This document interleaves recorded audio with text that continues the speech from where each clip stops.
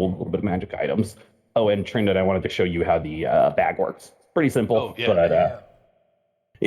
So it's really straightforward, honestly. You just, you go to your inventory. You go under location, of anything. Let's just say it's the longsword. I'm gonna type bag, and bag of holding will populate. You enter, it goes into the bag of holding. Then what you need to do, essentially, for the weight to be voided, is you just see over off to the right there, the carried button, right next to the bulk, like where it tells you how much bulk something is. There's the little, it looks like a little apron or something, or a backpack, I guess is what that is. You just click it until it goes to not carried, and then click it back to carried, and now that weight is going to show up in the bag of holding. Okay. Oh, okay, awesome. Yeah. Yep. And if you, for the bag of holding itself on that line, if you go to the little chain link to the far right, you click that, and look, it'll show you container bulk and limits. So currently it has 2.6 bulk in it, and it's got a limit of 25. And once you hit that limit, you won't be able to put anything else in it. What happens if you try? Super easy to keep track of. Don't have to worry about having an extra character sheet to fuck around with, dragging shit around, between different sheets and stuff like that. You just put it on Trindon. But yeah, that's nice. Thank you. Yeah, no problem. I knew there had to be a better way to do it, so I did what all good people do, and I stole somebody else's idea and made it work for me. I went on the Fantasy Grounds forums and found somebody going, how to make a bag of holding? And I went, yeah, okay, this is 5e, but it should still work the same, basically, with the scripting, and it did, so all good. We're supposed to get 2 hero points, too, aren't we? You are all getting hero points. Thank you for keeping me honest on that. Awesome. I had forgotten. Thank you for remembering. Yeah. You know what, Trina, for remembering, you get no more hero points. You get -1. Negative 1. You ruined his chance of remembering. Yeah, exactly. You forgot we didn't turn in our homework, teacher. No, I'm just fucking with you. Thank you. But okay. So here's the stuff. I'm just gonna divvy it all out right now. It's a total of 58 gold, 5 silver, and 82 copper. So not bad. 14 gold each, 20 copper, and a silver. Leaves a little left over in the party sheet. Items wise, they're in the party sheet already, but I'm going to identify them one by one. There's a +1 low grade silver hatchet. Ooh. There are 4 regular hatchets. There is 2 actually sun rods, which they're pretty cool, but I mean they're basically just like glow sticks. They last for 6 hours. They're like an alchemical item. They're just kind of cool. And then probably the biggest piece of it is a wand of grim tendrils, 2nd level. Ooh, grim tendrils.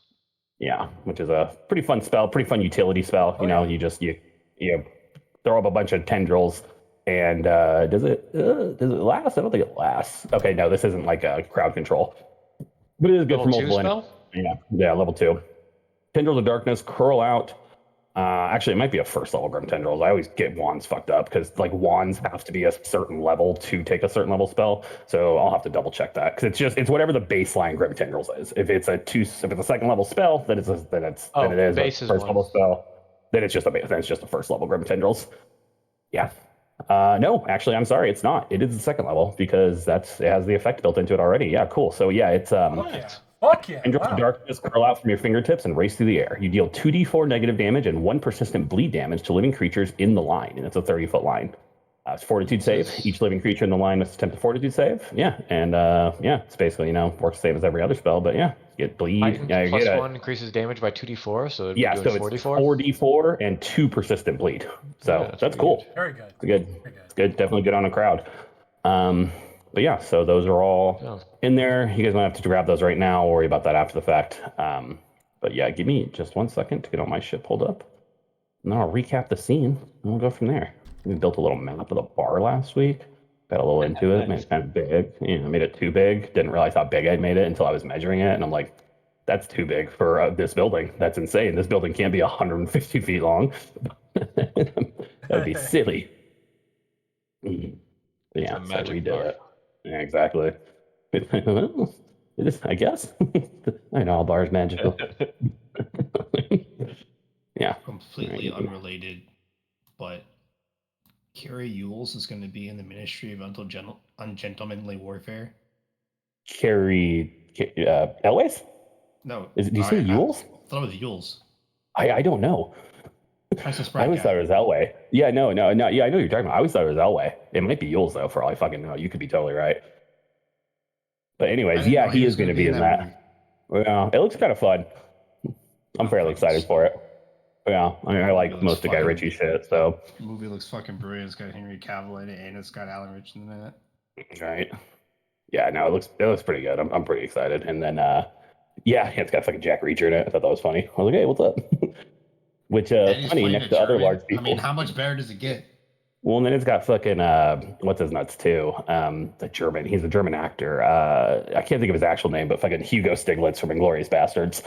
I love him. He's really good. He's the one who like enlisted in the SS and then like just used it to kill all the SS officers. Oh, I know his name, but yeah. Yeah, I'm fucking blanking on it. I know it too, but it's like a German name, but it's short. It's like a very short first name.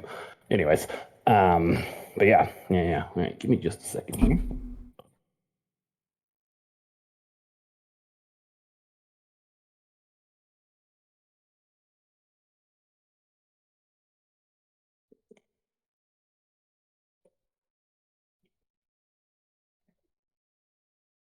Is it Till Schweiger?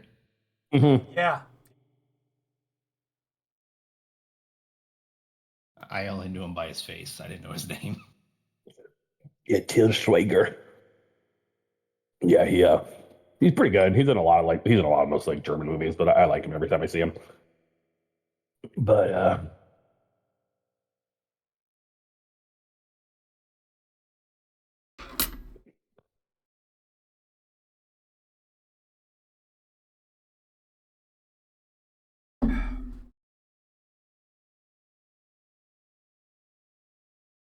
all right, give me just 1 second. I actually left the water bottle in the other room, and then I'll be right back if anybody else needs to grab anything. No worries. You know what? How about this? I'm gonna put it in the party sheet.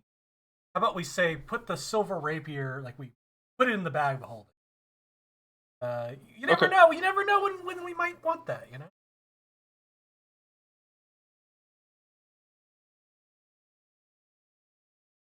Thought you were gonna take the rune off of it. I am, yes, but you know, like I need a bit of money to get together, and also I need like the returning rune. When we get the settlement upgrade, then I can buy one. Then I can build a. We just robbed somebody and got 56 gold. What do you mean? Yeah. Right. Yeah, we'll just have to get you like a sap, you know, so you can. I have mug. I don't need that.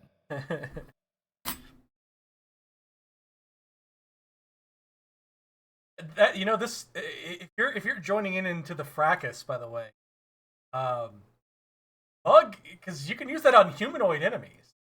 They might have something. Use on anybody.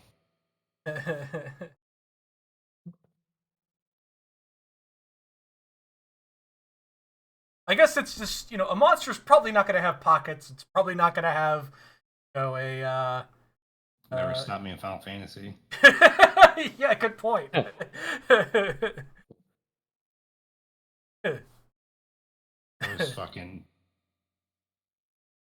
I was mugging marbles, and I'm pretty sure they don't have pockets. Who knows what they're pulling stuff out of? But... Yeah.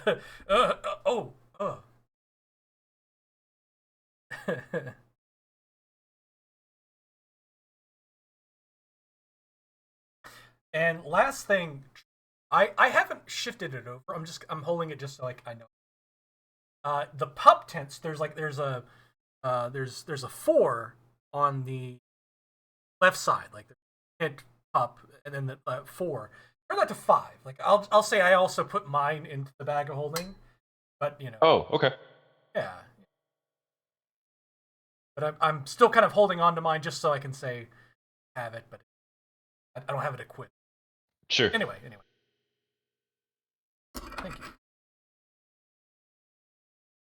Also, for those of you that are into Warhammer, if you haven't watched Pariah Nexus, you should.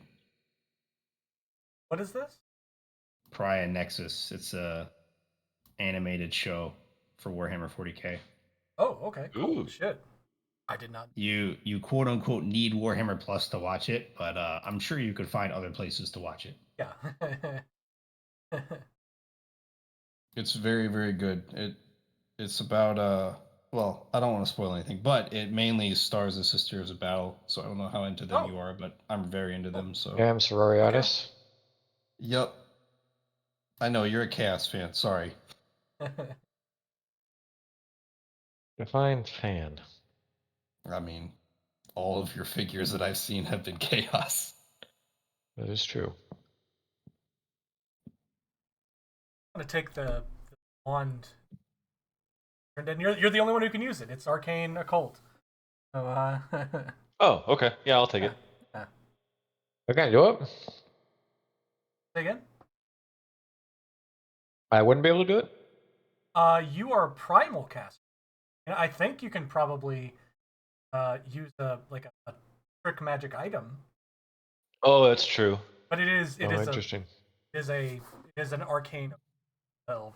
I wasn't sure if the wand, it being a wand, got around that, but Yeah, it's like if you have the what's it called? Spell casting like school or whatever Yeah. it is. Exactly, yeah. It's like a primal, yeah, you can get like something I kind of want all of us to eventually have is Wands of Longstrider.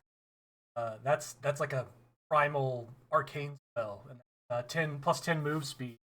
Oh, that'd be nice. For 8 hours. So like we just right before like we go we're about to go somewhere, we just have we cast the wand on everybody. Like everybody has one, you cast the wand on everybody, and for 8 hours we have +10 move.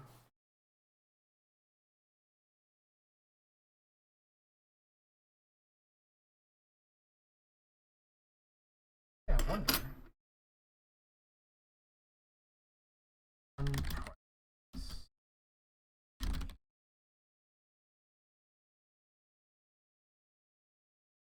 We've rested since we've been back, right? I can do different spells, or have we not? we've rested because I talked to Okay. animals.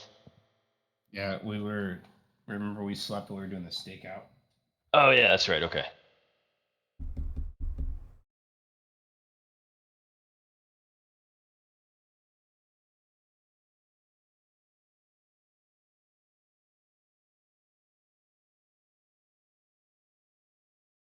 Am I able to give myself like a rest? Because it still has like I casted some spells and I can't clear it. Ooh. Did our DM go AFK? I can't remember. Who went to get his Yeah. water bottle? You all understand the battles between here and the water bottle. Yeah. The strife. Oh. 60 gold for a level 3 wand. Yeah, that's not terrible. Yeah, fuck. That's like you just gotta get the price for the wand and then the spell. Holy.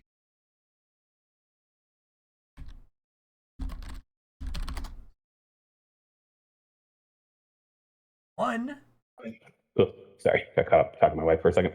I'm back. All right, yeah, it's there. That's good to do it. So yeah, last week, pretty big week, kind of actually. You guys had some developments in the town, as it were. You guys got back to town. Actually had a day, 2 days, in fact. Now, second day in town. It's big for you guys. It's been a while. Getting back into town, you were first investigating this mysterious attempted kidnapping on Miss Coretta Harper. You followed 2 sets of tracks around. One of them seemed to just kind of dead end, going back to town, back out of town, and then just seemingly disappearing. One of them you then followed around the edge of town to a boathouse, the boathouse in town down by the docks. There, you did some searching, and you found what appeared to be evidence of the crime on Coretta Harper. You found 2 bags and 2 clubs. Inside one of the bags, you found a strand of red hair. You then decided to stake that place out after a brief visit from Carver Hastings to check in on you guys. He was just on patrol, saying hello. You guys told him a little about what was going on. He said he would try to keep an eye out. After staking the place out, I think it was Ticket, saw somebody approaching the house, the boathouse. Followed him down there, went and got everybody, or followed him down there, or I think then Ulthir did too with the bird. And basically, you guys set up to where you'd be alerted if somebody came, and you were. You went down, tried to stealth it. It didn't go super well, but you confronted a young girl, teenage girl. Miranda Barlow. She told you she was just down there because she had stashed some gold down there that she stole from Ramona recently. Kind of solving the mystery of what happened to Ramona's ledger in gold, at least for the moment. She told you she ditched the ledger in some bushes outside of Ramona's house and was planning on using the gold to pay for the ship that comes in a few weeks to take her back to the mainland. She doesn't want to be here because it sucks. Which, yep, she's right. But anyways, you then basically confronted her a little more. She told you she saw somebody coming in here last night, and she was worried that they would find her gold. That's why she was down here checking on it. She told you she didn't really know who it was, but she thought it was a friend of her dad's, and her dad works in the guard. You then took that opportunity the next day to go and, well, I don't know the technical term for it, but really, really fuck up, in my opinion, and go in and accost the commander of the meager soldiers that are here on this island. I basically told her all she was doing wrong. She told you to fuck off. That was generally the gist of it. Then Robert left to go get a drink next door. Ticket and Trendon and Ulster seemed to want to smooth over the sitch. So they're like, hey, let's get you some beers, fellas. Let's go get drunk at 10 a.m. And so you did. Went over. One of the guys, he's actually the guy second to the commander of the guards. I can remember her name. It always escapes me. It's Antona Cedric. There we go. Remembered it right as I pulled up my notes. Antona Sedgwick, he's second in command under her, came over to Robert and was kind of being an asshole. So like really just kind of saying some shit. Seemed like maybe he was trying to antagonize him. You know what? It worked. Robert threw his beer in his face. That's where we're at right now. So what we're going to do here is, give me just a moment. We're going to get you on a map. I've got this map made. I've got the tokens laid out. Hey, they're pretty true to what they would be. I'm just going to do that. And then I'm gonna need everybody to roll me initiative. This is gonna be straight up perception. I'm not taking any fucking bullshit stealth or anything else on this. The only thing I could possibly stomach is might let Robert roll intimidation if he wants to, but that's about it. That's the only one I'm willing to budge on there. Oh well. You know what? My intimidation is better than my perception. I figured it might have been, yeah. You know what?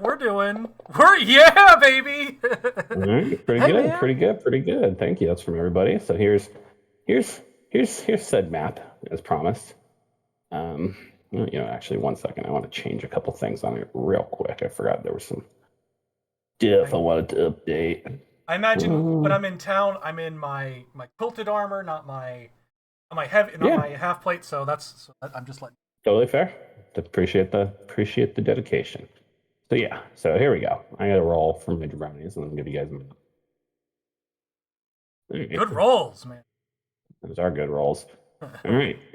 Here's this map, and a couple things I want to point out. The people in the bar with you are Savudpud Gloomthorn, Eris Igog, William Mills, and Jesse Ruby. And I like the little picture I found for that guy. He just looks like a sick little pervert. And then Kinniger Freescar, second in command of the guards, is played by a bald-headed, as I've mentioned, he's a bald guy, shaved head guy, Matthew McConaughey from the 2003 film Ring of Fire. Oh, fucking awesome. But yeah, I mean, this is kind of playing this a little freewheeling because I think you all saw this. Everybody sees this go down. Robert stands up, throws his beer in this guy's face, but we're going in initiative. So like that's what I want to see happens here. Goddamn. So that's weird. Hold on a second. Why did everybody's initiative not go through? Robert's yours was no, that's weird. Just yours didn't. Oh, because you just rolled the intimidation skill. My bad. Yeah, so I just got it. No, you're good. No, you didn't do anything wrong. I just couldn't figure out why your initiative was only 15. I was like, why is Robert way at the bottom? But yeah, I mean, good for you guys. So Ulthir, you're actually up first. Ulthir, you heard this happen. The other guards at the table, they haven't had a chance to act yet, but they're all like clearly looking that direction, like, what the fuck? Ulthir, what do you want to do? Actually, he threw it in there, started initiative. I think I'm going to wild shape. You're a wild shape? Yeah. Okay. We don't want to Turn a kill these wild shape guards. into an ape. Into a monkey man. Oh, okay. Sure. All right.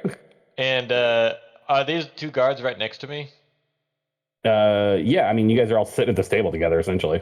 And let's see here. Where is Robert's all the way over there. Yeah, he's way up at the top. Let's see, how far away is this? My movement speed is only 25 as an ape. Thing about apes, not fast. No, it's not. But I can climb. And Yeah, I wanted to have opposable thumbs. That makes sense. I'm going to Now you drink your beer. exactly. And I'm going to just leisurely walk over. Leisurely. Okay. Sure. As a large, scary ape. A very large, scary Scariest thing in half-man, the universe. half-ape. Ape's the scariest thing known to mankind. All right. Well, Coral Thorin gets to go. She's the proprietor of the bar. She got a nat 20 on her initiative, which is the only way she was first. Well, she didn't even get to go first. And you just hear her yell, "Damn it!" And then she like pulls out this rod from under her robes. And all of a sudden, and I think the person that this is most noticeable to is Ticket, a whole bunch of shit in here, like Beauty and the Beast style, comes to life. Like chairs, a broom, silverware. It all starts going. Ticket, the chair you're sitting on, like gets up out from under you and like dumps you on the ground. I'm not gonna say you're proud or anything, but like, yeah, just and she's just like, God damn it. And it seems like maybe she's had to deal with shit like this in her past. It's this guy's turn. He turns and looks at you, Trendon. Trendon, what the fuck's going on? Dude, I have no idea. He's going like, what the fuck? God damn it. And you see he stands up. 5, 10, 15, 20, 25, 5, 10. The broom takes a swipe at him as he goes past. And, I don't think the broom can hit him, but I'm going to try it. Let's see. Yeah, the broom misses wildly. He keeps going. 5. Oh, that's the broom. 5, 10, 15, 20. He gets away from the ape. 25. Ends up right next to an animated chair. I didn't even realize it. But that's his turn. Ticket, it's your turn. Your chair just dumped you on the ground.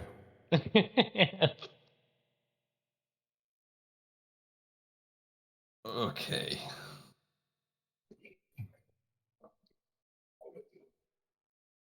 Does the chair look like it's being aggressive towards me? Yeah, it looks like it might be soon. It's a very aggressive chair. It seems like the furniture is no one's ally in this fight. I would assume I would have known the barkeep's name, right? No, I think you would. You guys have been here enough times. It's Coral, Right. Coral Thorn. Yeah, there's still only like 130 of you in the colony. Coral, calm down. We can resolve this. I promise. Okay, this is something that we can talk out. We don't need to start using animated chairs to attack people. I don't even know what's happening right now. I got brooms too. I see that. Yeah. Everybody, let's just take it down a notch, okay? We don't have to do this right now. That's all I'm doing, is I'm just trying to placate people. Okay. I mean, So do you want to I'll hold roll my a action for now. diplomacy? Sure, I'll try. Yeah, sure. Definitely isn't deception. Okay. Yeah, Coral just kind of looks over at you and just like shakes her head.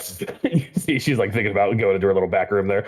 But all right, yeah. So you can kind of just hold off on there. Robert, it is your turn.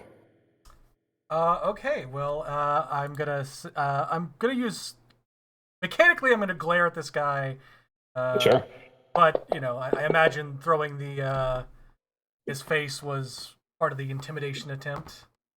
Yeah. 19. Not gonna do it, unfortunately. Okay. That's gonna.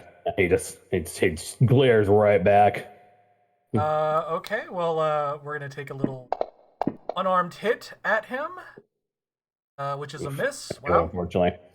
And This guy's all kitted out too. Like these guys were out on patrol before they came in here, so he's wearing armor and shit. Oh, okay. Well, I was thinking of using that third action to take off mine, but I'm not now. I'm now going to make another attack. Let's hope that. Nope. Okay, that's my turn. Oh, nope. Just a miss. All right, Trendon, you're up. What do you want to do? Basically the same thing as Ticket. He's gonna say, everybody, we need to calm the fuck down. We can't be fighting each other. We're all on the same Meanwhile, team Robert's here. taking swings at this guy. Yeah, he's gonna be like, Robert, like, what the fuck, dude? I can't hear you All guys right right. now. I'm in Yeah, tunnel listen, there's vision. lots. Yeah, there's also a lot of furniture moving around. Yeah, Trenton is gonna move. Can he move? Will the guards Yeah, let you can him move. past? Okay. You don't know. You haven't tried it yet, but they didn't seem Yeah. to try to hold Ulthir in place. Okay. He's gonna move right there. All right. Yeah, you see like one of them kind of like, what the fuck? And they all seem just basically as confused as you guys. Anything else you want to do, or is that it? For right now, that's it. Okay, cool. Hit that button for me. It's this lady's turn, Eris. She like looks at the other three guards. Goes, fuck. And you see she runs over this way. 5, 10, 15, 20, 25, 5, 10, 15, 20, 25, 5, 10. And she like gets up next to her buddy. Hey, the fuck? What's going on? And she's just like kind of yelling at him, and he's again the same thing. She doesn't have enough actions to actually try anything else. So it's this guy's turn. He's just gonna do the same thing. 5, silver pud. 1, 2, 3, 4, 5. 1, 2, 3, 4, 5. And he's just basically he's moving up over to like went too far.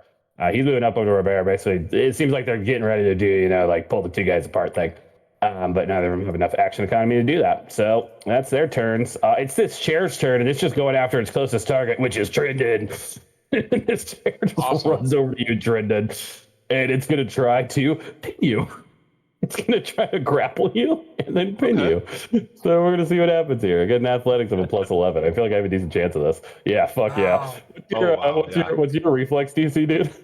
9. I have a +9. So. It's a crit success. It pins you. Oh my god. Oh, wow. You are immobilized by this chair. Okay. Holy shit.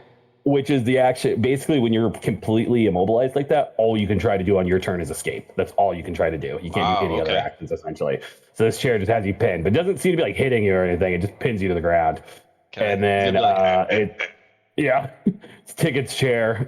It's maybe has some affinity for the man who was sitting in it, so it moves over to this guy. It's gonna try to pin old pervert over here, Jesse Ruby, to the ground. Same thing.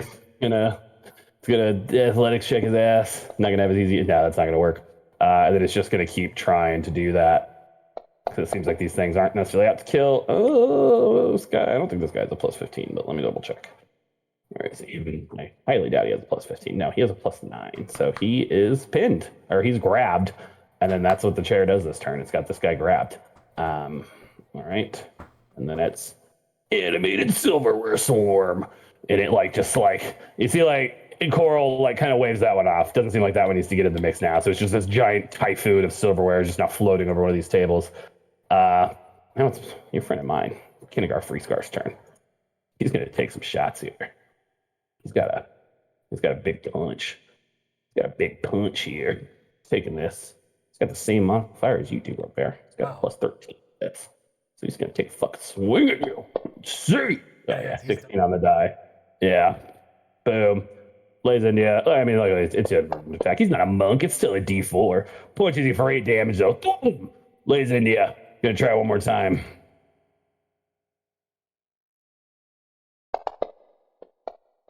Yeah, not gonna happen. Let's try it one last time. Gotta get a 20 here. Not gonna happen, but we'll see. 17, maybe. Oh, wow. Damn. Just does. I imagine that's exactly it, huh? Ooh, that's up to 3. Yeah, 2, nice. 8. Yeah, so boom. Punches you twice. Pretty big damage for some punches. 16 points of damage. Thwack, thwack. It's all non-lethal. Actually, that should have been. I don't think. No, 11 was the other one because they're agile. I forget they're agile. Oh, I did do the -4 and the -9. Nice. Love that. Okay, cool. That's this guy's turn. Broom's turn. Broom is going to go 5, 10, 15, 20, 25, 30, 5, 10, 15. It moves up on this guy, and it's going to try to trip him. He runs up on this guy. It is going to do the same thing. It's going to try to trip him. So here we go. Ooh, nope, not going to happen. Broom fails, and that's the Broom's turn.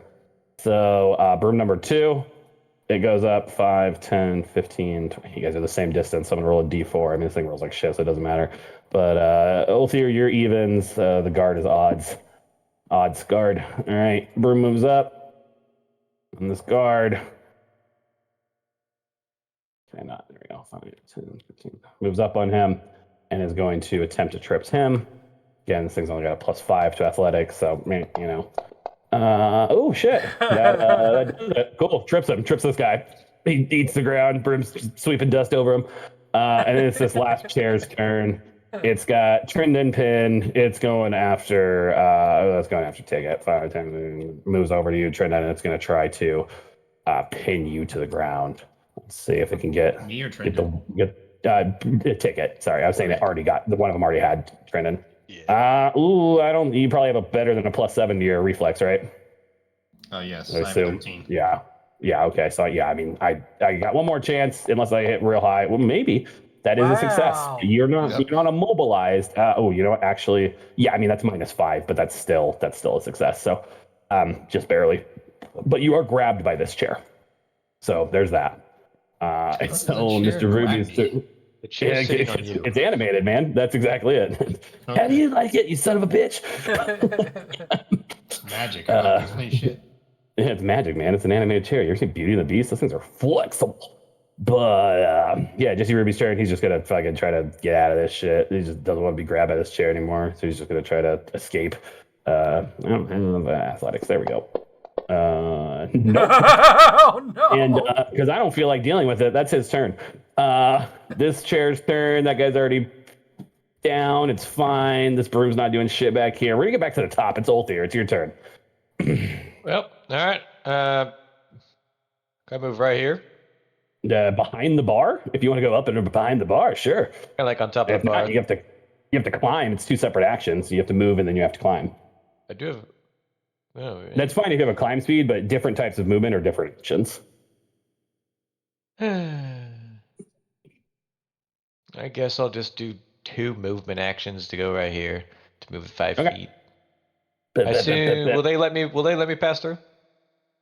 All right. They seem to have their mind on other things, and this guy's on the ground, so it doesn't matter. All right. I'm going to grapple Robert. Okay. That's going to be an athletics check against Robert's reflex DC, which I don't know what that is. So. Oops. Put me 14 to there, please. Yeah, +14 is a fucking gorilla. That's dope. I imagine Hell that yeah. succeeds. Yeah, But +10. I imagine so that's that is, yeah. Yeah, it's not by 10 or more though, right? Like it's not a crit. No, you're good. Yeah, it's a 20. So yeah, you grab him, but I mean, he's still basically free to act. So you do have him Yeah. grabbed. Basically, all you've done is made it easier for the other guy to hit him. So he gives you a knowing wink. Stop this! I'm shaking him vigorously too. Coral's turn. Coral just fucking boop, boop, boop.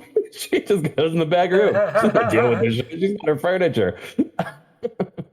Take me with This you. guy's getting fucking his shit kicked 6 ways to Sunday by a chair and a broom.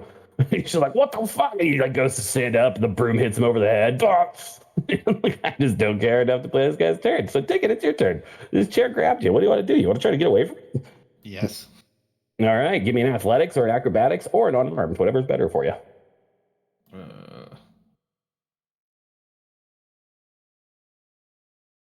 What's unarmed under? Your unarmed probably not going to be better. It's probably going to be your acrobatics. All right, we're gonna do acrobatics. Yeah. I just say that. Yeah, you crush it. Boom. Fucking chair, you splinter its legs. Oh. Is anybody listening to me? Anybody at all? Is anybody listening? I am. I think he has some good points, says the broom in the lower left corner. Okay, great. You guys wait here. I'll be right back. And Ticket's gonna try to run out the door. Okay. Yeah, you can. I mean, these guys have opportunity attacks. Door's somewhere over here. It's fine. You get out the door. What are you trying to do once you're out the door? He's gonna go tell Mom. Okay. Fuck yeah. She's gonna love this, buddy. I've been like, what's Ramona gonna say? I've been preparing myself too. I've been thinking about it. I was You thinking gotta get about the it. speech ready. Oh yeah. I have. Yeah. Ticket's on all fours running the go. He's like, nah. Yeah, I love that. I love that. And you're in the town. Like you're in the town proper. So she's not far or anything. She's probably fucking nearby. But we'll see. We'll see what happens. So Ticket leaves. Nearby? She's probably. You got me. You got me through my copious use of swear words. Robert, you're grabbed by Monkey Man. You don't know this guy. Who is he? Pull your sword on him. you never seen Ulster turn into an ape. What do you want to do? Yeah. I'm gonna be like, get the fuck off me, and I'm gonna try to escape. Okay. Keep in mind that is map, so I don't know if you want to maybe take an attack first or anything, or if you do want that to be your first action. I would think this would make sense. So this would be fine, yeah. Athletics or acrobatics or acrobatics or unarmed. Yep, whatever's best for you. You know what? And he's seen me turn into a monkey. The deer wolf things. Yeah, that's what I'm saying. Never seen you turn into. Oh, did you turn into an ape then? Yeah, you did. You're gonna try to grab them and stuff. Yeah, I imagine that's not going to succeed against your reflex, Oldir. What is that? It's against my reflex? It's plus 12. So no. Okay. Yeah, so it's just a failure, unfortunately. DC 22, it looks like. So you're still grabbed, Robert. What do you want to do? I'm going to. I'm gonna do a. It would make it makes sense to me that I'm gonna try and escape. Yeah, I'm gonna do an unarmed this time, which is a lot better. Great. But Great job. It's fine. It's the same. It's the same at the end of the day, so it's fine. Yeah. You escape. You pull yourself free of both here. Okay, and then I'm gonna take another hit at this guy. I'm pretty sure it's got to be a 20, which it is not. It's quite a 20. It's 17 Missed enough, a zero. but yeah, unfortunately it was not. Yep. But so Trenton, you're immobilized. The only thing you can try to do is escape. Or you can just submit and let the chair win. Nah, Trenton's gonna be like, get this fucking chair off of me. Yeah, so acrobatics, athletics, I don't imagine you're armed is better than either of those. So one of those two. I submit to the chair. Oh no! Yeah, I saw that 20. Dude, so I will say they did something in this last update. Those fucking dice bounce now. I was playing on a Friday night. The dice are like over the thing. I watched like 14 20s. I liked it. I like it a lot, but it was like very funny. I'm trying to see if that succeeds or not. I don't think it is. No, it's DC 21. I'm so sorry. Damn, okay. No, actually, I'm sorry. It's DC 22. I was wrong. It's better than that. Okay. Unfortunately, that does not do it. All right. Well, you can keep trying though, Trenton. You can roll for I 20. thought I only had one try. Okay. No. It's It's an action. I mean, you go down each time because it is subjective to map. So this would be at a -3 total. But a 20 is a 20. Like a 20 is a 20. So honestly, just roll me 2 more d20s. Let's just see if you get lucky. You don't even worry about modifiers. Just roll them flat. I believe A 10 and a 12, unfortunately. So no, the chair won. The chair has won. The chair's beating my ass.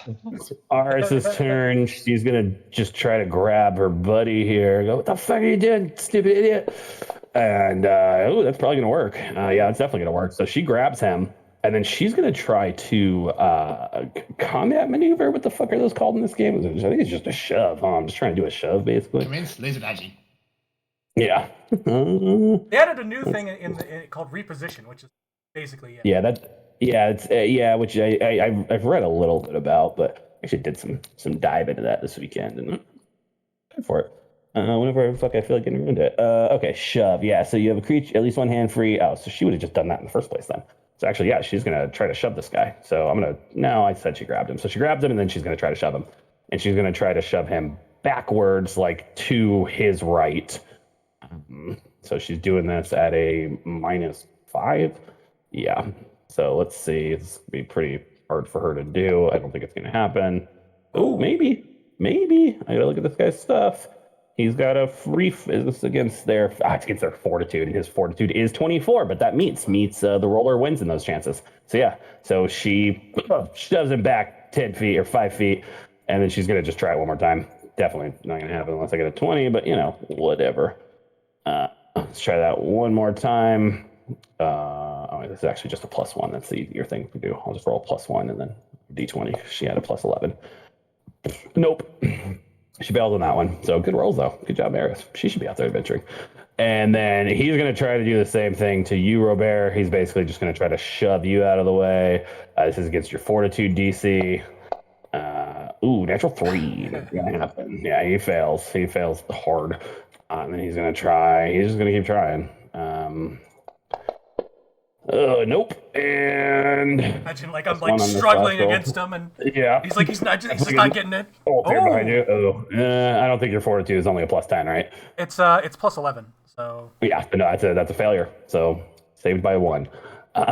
Yeah. So fuck me. Blah, blah, blah. Tries, doesn't do him any good. It's a bunch of the chair's turn. It's mostly the one on Trinda, and it just keeps holding you down. Same thing with the other ones. They just continue what they're doing. Oh, I just opened up Steam by accident. That's fun. Kindergarten fucking he steps back in and fucking you know what? No, because you have to if you shove somebody, you lose your grapple on them. That's how that works. So that was stupid of her. Dumbass. Should have known better. But so she's just in a dumb, stupid guy, and you're not grabbed anywhere, right, Robert? No, you got out of that.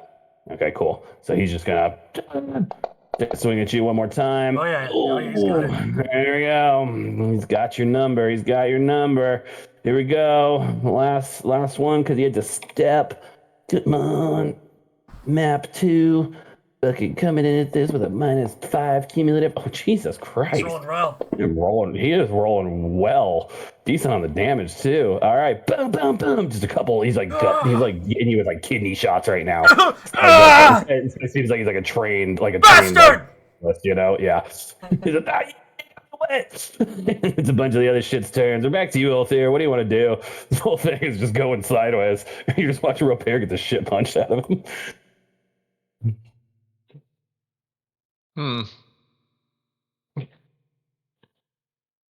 Tough choice. Tough choice. Can You could knock Robert out pretty easily. Can I just choose to do non-lethal damage? Since I'm trained like unarmed or whatever. If the gorilla fist like has that trait, right? Or else I think it's you take a minus to the attack if not. Let's see here. Pathfinder 2. You turn an attack one of the detect. You can use it. I have a feeling it probably does, but I'm not sure. Nothing in here specifies. There are unarmed melee attacks, but nothing specifies. Yeah. Gorilla punch. Non-lethal. Yeah, I'm gonna. If it doesn't have the trait, then yeah, you can still do it. It's just at a -2. -2, huh? Yep. So you'd only be doing it with a +12. And remind you, I'm not wearing my heavy armor, so I only have 20 AC. So if you want to take shots, go for it. Can I consider him yeah. flanked? Ooh. No, because Kinagir is not your ally. Are you sure? I don't know. Punch him, and then we'll see. His token color might change. Well, I'm going to wait. So here's a question: if I deal lethal damage here, but then he takes non-lethal damage later on. Yeah, it's kind of a stupid gamey way to think about it. I don't really like it, to be honest. Okay, so if you're going to be doing non-lethal, I want you to do non-lethal. So take the -2. I mean, I'm pretty sure. Yeah, you're gonna. I forgot to target him. It's fine. Just that defo hits. All right, now I'm gonna target him. All right. Crazy. Yeah, you're losing 5 AC from that armor. I mean, it's nuts.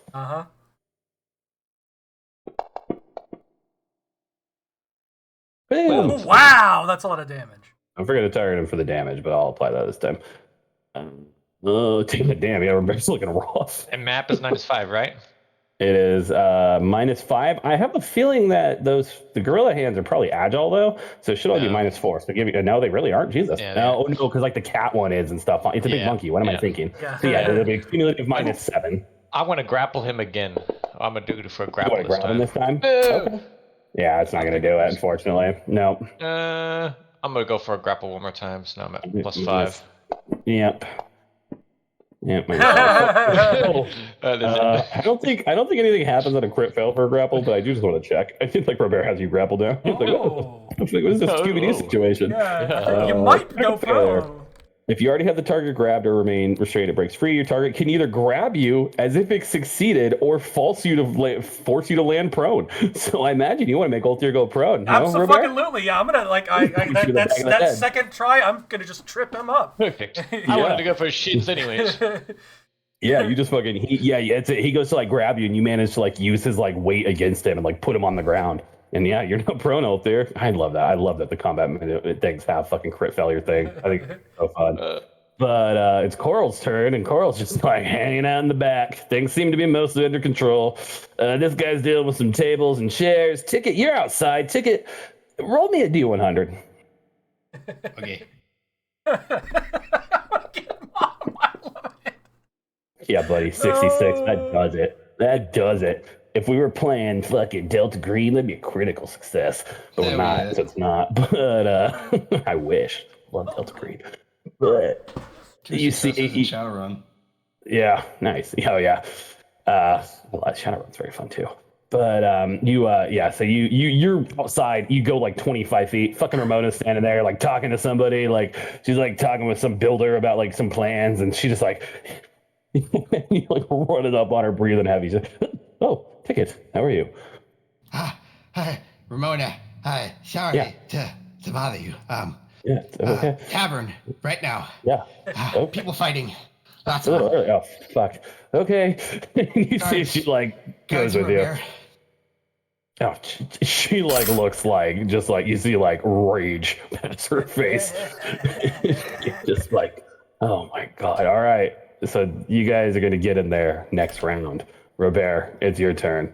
Gonna be one more round after this. We're gonna go one more. Yeah. We're gonna basically go back to tickets round. And so basically you and Jabroni here are each gonna get one more time to pop off. So make it count. Yeah.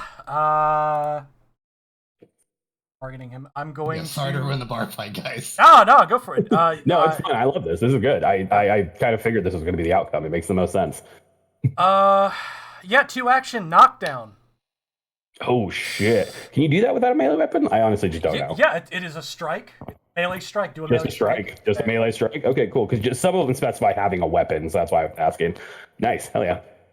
And Yeah, go for it. Make a punch. fucking hell! You know what? Hero buddy. point. Here, I was about to get those 2 hero points, man. You Fucking guys like use them. Come on, use this hero point.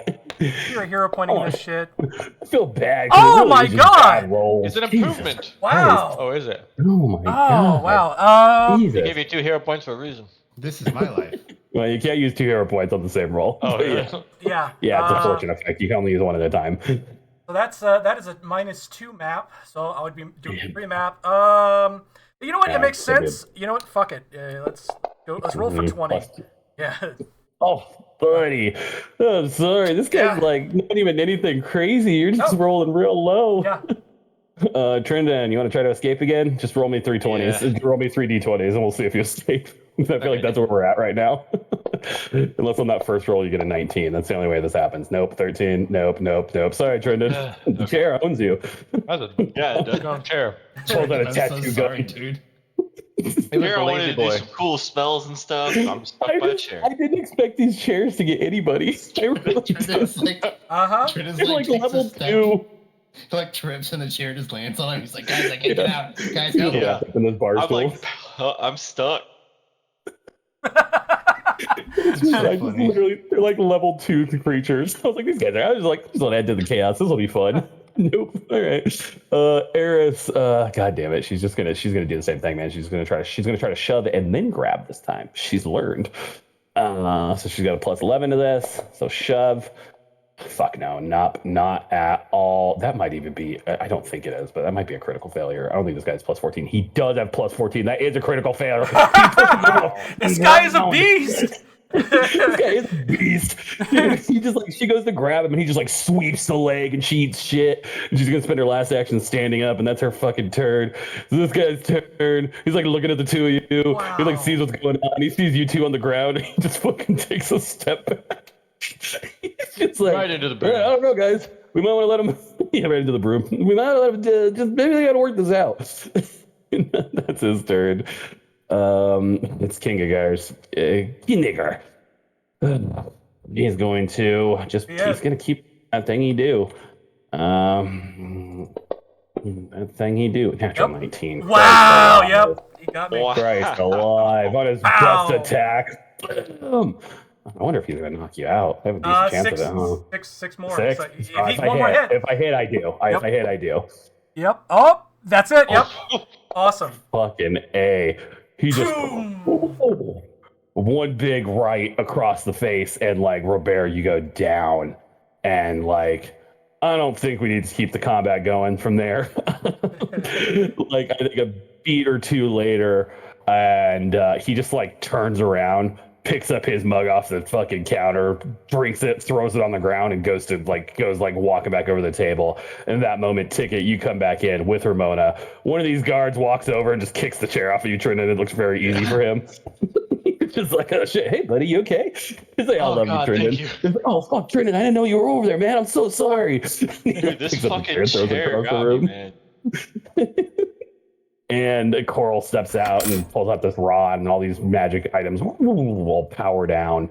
And you, like, a beat or two later, you see like Corals come from around the counter with like some like smelling salts, and she's like putting them under your nose, Robert. I imagine you guys are all kind of grouping back up, your group and their group.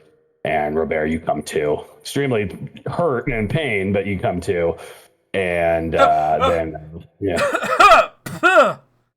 and Ramona walks in with Ticket, and she just kind of looks around, looks at this, looks at you, Robert, fucking pissed off, looks at the rest of you with anger, maybe not as such virulent as she looked at Robert with, looks at the fucking the guard guys, says, you five, and she's pointing at the guards, to the barracks immediately. I will be speaking with Antona after this. You. She's pointing at both here. Trendon, Robert, Ticket. Coral, could you give us the place for a moment? She says, yep. And she like hops over the counter. She's a little halfling. She fucking goes outside and, like you assume, goes fucking fucks off for a minute. Ramona just like kind of sits down. Just like gives you all a look. Just what is this? What happened? Robert went crazy. We're just working some things out. I spit some more blood. Yeah, the tooth in there. I didn't hear no bell. He seemed to be upset, so he threw his beverage in Robert, what was that? in his What face. was that? The man came to my face and challenged me, and I answered the challenge. Yeah, but you straight up like went to their commander and like, of course they're gonna be pissed off. I was trying to smooth things over, and then oh man, I don't know. You This brought is them bad. to me. I didn't know you were gonna be here.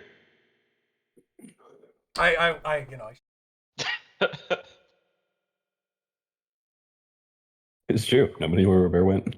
Yeah, it's true. He just left. And I imagine you guys. Oh, please go ahead, Ticket.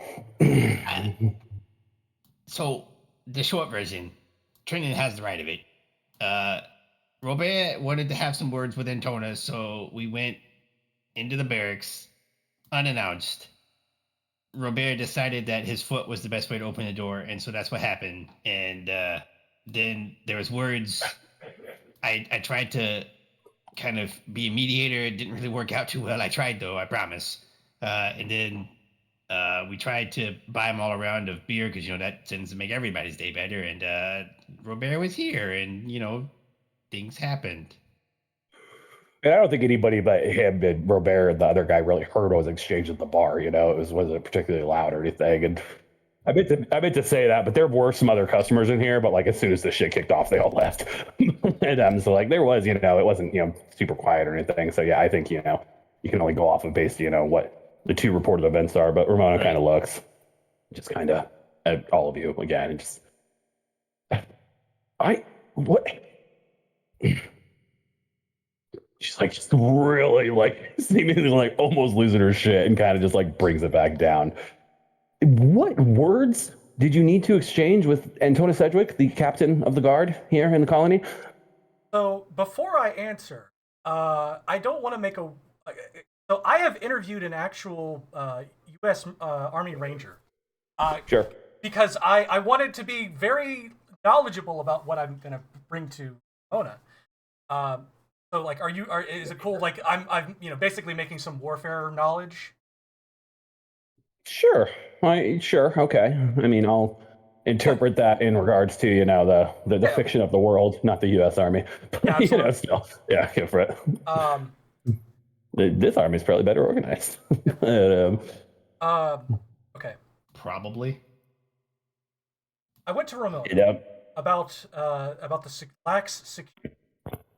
And I have to admit, after facing off with Mr. Kinniger there, I have some more newfound respect for their prowess. And but the security here is as any standard regulation, we should have 3 shifts of guards. There were 5 guards in here. We have 12 guards. Something's not adding up. We have a potential spy in our midst, a half orc who managed to go through the town unmolested, and on top of that, Antona is saying that we don't need civilian, but regulations state we need 9 people on duty. So I came to confront her about this, and then all of you took her fucking side. I mean, yeah, a little bit. Yeah. There's a way to go about it, man, and I don't think that's the way. And she just, I don't, thank you, Peter Gallery. Sorry. But no, she's pissed. She's just, she's okay. And you didn't think to bring this information to me where I could schedule a meeting with us and Antona. Tell me how there's supposed to be 9 guards on shift, Robert, when there are 12 of them in total. I already have most of them pulling double duty, and I have heard Antona's concerns about the civilian militia that we've been talking about fielding, and frankly, they're pretty valid as far as I have been able to tell. She may not have the whole right of it. She's used to fighting and working under a much larger operational budget with many more, people under her command, but she has done an adamant job at what she can here. Who did you? I'm sorry, and what is this half-orc spy? How did you learn of this? We encountered him in the wood. And you're taking him at his word? You're just assuming everything this interloper is telling you is true? I have no reason to doubt him. He commented on the operational security of the colony itself. And the man has green skin. The Lokatha could tell you? Excuse me? You don't think that's something our neighbors, the Lokatha, could tell you? The same thing? Because unfortunately, it's a pretty small area. It's very, you could stand, and she kind of just gestures vaguely. There are hills all around. We are surrounded by high ground. Anybody with any sort of way to surveil us from a distance, a spyglass, something like that, would be able to gain operational knowledge of how our guards operate. It's something I've actually Antona brought to me. That's part of the reason the guards are staggered the way they are, to make them generally try to appear that they're more than we have. They have them changing hairstyles, changing their dress, wielding different weapons, so they aren't as recognizable from a distance. If there is somebody here, which obviously there is. There was an attempted kidnapping case, wasn't there? Yes, which I also tried to get Antona's assistance with, which she blew off. It is covering for a guard with red hair. What do you mean? Because you haven't brought any of this to her. You haven't brought any of the things you guys have found to her. Okay. Well, so we have been investigating or attempted kidnapping, and we have found that there is a guard seen last in the boathouse, red hair.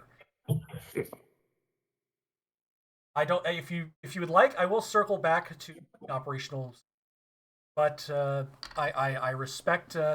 This is not my job, and that is why I have not commented on it. But you just did.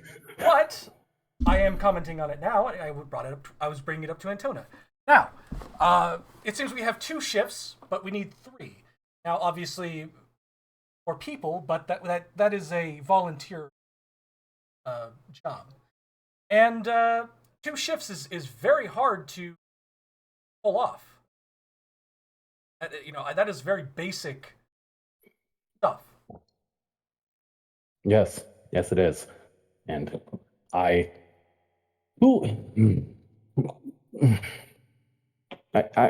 she just kind of looks down for a moment. I'm not getting drawn into this debate for this reason, Robert. I appreciate what you all have done to a huge amount. That's why I let the past indiscretion slide. I can't do that many more times, and I don't think I'm going to. She kind of thinks for a moment. I started this. Do not punish. Yes. Do not punish them. I started this. I will take full responsibility. I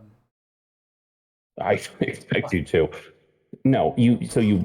First of all, you didn't bring this information to me about kidnapping. About this, you took it directly to somebody who I believe is actually, I am your direct superior. That is the way this works here.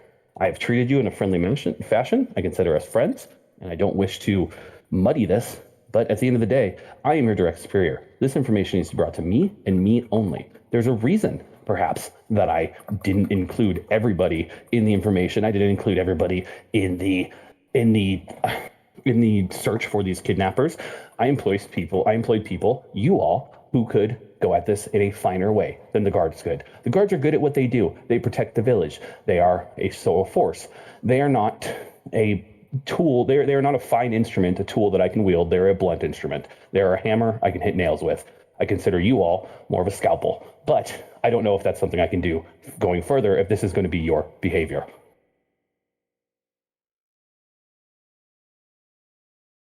This is, I want, you need to make a formal apology to Antona Sedgwick. That's all there is. I believe she, as well as being a member of the Andoran army, which you are a part of, is a superior. And she could, in fact, she could hand out a court-martial here if she wanted to. I'm going to make sure she doesn't, because I don't need that on my plate right now. There's a million other things that I'm dealing with, which you are taking me away from. Again, like, this is more important than any of the other hundreds of issues the colony has. God damn it, Robert. And she just fucking, like, you're confined to house arrest 4 days. That's where I'm at on this. And I think it's lenient. And she just goes to leave. The rest of you are not. I appreciate you coming to me with this ticket. She kind of looks over at Trent and Ulthir. Ulthir, you're not even a full member of this colony. I would recommend acting with more caution in the future, or maybe not getting yourself embroiled in these sorts of things. Do you read me? Yes, I do. Thank you. And she leaves. She was gonna say, "Oh, you're not even a human being right now." Oh, no. Yeah, you're a fucking monkey. I am. Yeah, it's only a minute, but Probably yeah, put two and two together. okay, she's fucking pissed. Yeah, she leaves. You all are in the bar now. It's just you four. Take it as walking around picking the chairs up. Trendon is staying thank away you from the for the chairs. chair says. Oh, buy a chair and drink first, no? But, yeah, you can pick up the chairs. But yeah, you're four in here. What I want to know, like, what's Robert's internal monologue right now? Because I'm just curious. Like, I don't think he expected to get his shit rocked there. I didn't expect that to happen either. No, I expected it to be the opposite. I expected the opposite. Yeah. I'll let you know. He's level 5, so it was basically a 50-50 there. You were just rolling very poorly. Regular ass guards are only level 3, so there's no reason I couldn't win one day, but that's the story the dice decided to tell today. Internal monologue is I feel unsupported. I feel that I'm correct in my assessment of Antona. What little knowledge I have, clearly I did not know that the guards were changing. But yeah, no, and I also have a newfound respect for Kenninger. I actually like him. I actually like him. I was like, wow, that was awesome. Actually, nice. damn. Yeah, he's badass. He has some like combat maneuvers. I basically kind of half built a PC for him. Like I just basically, because that's the way building a creature works. Is essentially it's just like pick some relevant PC feats. And I was like, yeah, sure, let's give this guy some shit, but didn't really get a chance to use it. I'm like, he has knockdown and stuff too. But yeah. So yeah, dude, what about? I kind of think I know where. I mean, Tika and Nolthir and Trendon are, but like, are you guys saying anything to each other, or are you guys just like going back to the house? Or for Pear just going back to the house. I think Ramona's trusting you not to need a escort to it, but hey, you push that how you want. She's not here, so I don't know what you guys' plan is. I mean, Yeah, I'm just kind of looking around anxiously at everyone. Yeah, Bears- awkward silence. Yeah. if Robert's not going anywhere actively, then yeah, I'm gonna try to talk to him. Are you Robert? No, I'm going to, my next action is I'm going to put down some gold copper to get and like grab a beer from behind the bar, like slam down a copper, and just start drinking, Whew. Okay, now that whole getting our ass chewed out is taken care of, can we like mull over exactly the events that transpired and why we're here? Sure. So I'm just like, I'm just From an outsider's perspective, there is a group of people that were brought over that are in charge of security for this place. There's literally death everywhere. You pick a direction, you walk in, and death's out there. And our first course of action was to go reprimand the commander because of why? Well, we had a man walk through the colony, or claim to walk through the colony, and his skin is fucking green, Ticket. You know any other people in the colony with green skin? He's wearing a fucking robe, Robert. Jesus He was also wearing Christ. like a mask, if you recall, when you saw him too. He was Sorry, wearing, like, I keep saying half Jesus mask. Christ, but I forget what the equivalent Yeah, is. no, Sarah you're and Ray. fine. It's okay. Yeah, Sarah and Ray. Yeah, Sarah and I Ray. hear Sarah and Ray yeah. when you say it. Yeah. Strangely enough. No. Like, you're not listening to yourself is the problem. The guy got this drop on all of us. He knew we're all there. He knew I was there, and I felt like I was being pretty sneaky. So yeah, of course, he walked through the freaking colony. I mean, yeah, it happened. There's 8 of them out there. There's probably other people that's walked through here. We have no idea. That's the thing. It's like we're never here. We're always out there. So we're trusting these people to watch over all these other innocent people that are here while we're out doing whatever the fuck we're doing. And they're doing the best that they can. You're not listening to yourself, man. Like, I understand you have high standards. I understand that you had a military career. I get it, but this ain't the way to do it. So I agree with Ramona. You should go fucking apologize. Not today. Well, the longer you wait, the worse it's gonna get. Is all I'm saying. Yeah, I've heard stories about, the military and how they handle things like this, and I would say probably the sooner the better. You can go soak in your bedroom or whatever the hell you want to do under your house arrest, but I swear, if we get more fucking shit for this, and we get thrown on that boat to go back home, I don't have a home to go back to, for the record. This is my last chance. I gotta make this work somehow. So I don't know if you got some cushy place to go back to or whatever the fuck, and congratulations for you if you do, but this is my last shot. This is all I got. So I'm not looking to fuck it up. I'll lick somebody's boots if I have to, and that's what I'm doing right now. I ran to go get her.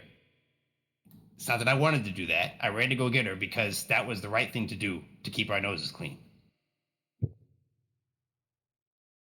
Yeah, I want to stay here. I don't want to have to or get forced to leave as well. That's all I'm fucking saying. No, you do whatever the hell you want to do, but that's my piece.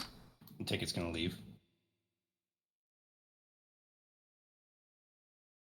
I'd fight for my life for you, but not against these innocent enforcement. Take 3 gold. I place it on the counter. And I take another copper and I place it on. Get another bottle of beer. Sure. Couple. Ulthir, Trenan, do you guys follow Ticket shortly out? Yes. Yeah. No, never mind. I was gonna buy beer for the guards, but they're probably in trouble, so never mind. Let's just start all over again. Yeah. So let's bring it back. Let's I'm try gonna this take it to one them. more time. Yeah. Let's try this one more Hey time. guys, agree. last time was a fluke. It's not going to be that way this time. I promise. Absolutely. Yeah. No. I mean, there's not just like bottles. There's kegs and glasses and stuff like that. Like Coral comes back in a few minutes later. She saw Ramona leave. She saw a couple of you leave. She comes in. She sees you still at the bar bear. Sees you left some gold and some copper, and takes it. Starts to kind of clean up a little bit. There's like spilled beer and stuff like that. And she look, I don't ban people from my establishments. It's not something I'm known for. But just know you're on short notice. If you pull anything like that in here again, you're not going to be welcome back here, okay? If he's talking to you, Robert. Yeah, I'm just, man, do I... Nothing. But I want to be snippy so bad that I'm not gonna. I mean, hey man, do what your heart tells you. Yeah. Sounds like everybody in the colony out here. Well, okay, so the head of the guy is on the wall, right? The head of the bar guest. We agreed to put it on the. Oh, poll, I right? forgot that's where you guys put it. Yeah. Yeah. If I got that intimidation off, I was gonna say the last guy who fucked with me head is hanging from. But I can't. That's good. That's good. Good line. That's a thought you thought up in the shower the day after. You fucking got it right. That's funny. I love that. Hey, dog, you got something like that in the future? Tell me. I'll give you a little bonus for good lines like that. That's good. I'm serious. You got something you want to say that you think is going to be pointed? I'll give you a little bonus on something like that. I like that. But yeah, it's whenever you finish your last beer, she's like, I think that's enough.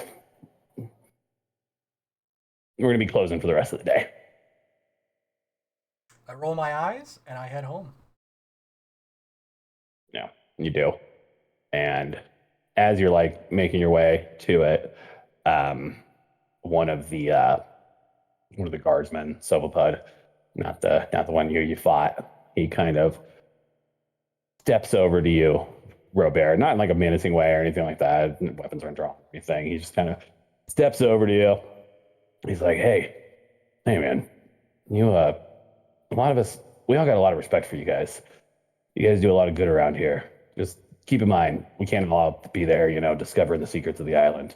Some of us got to be here doing the repetitive work, doing the shit that doesn't, get recognized.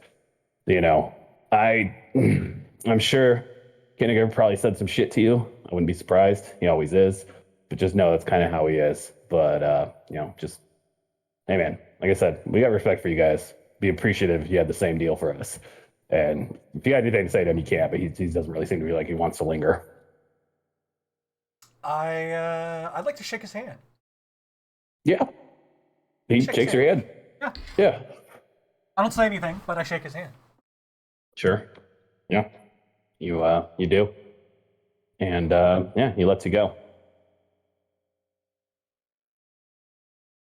Yeah, I'm gonna head home.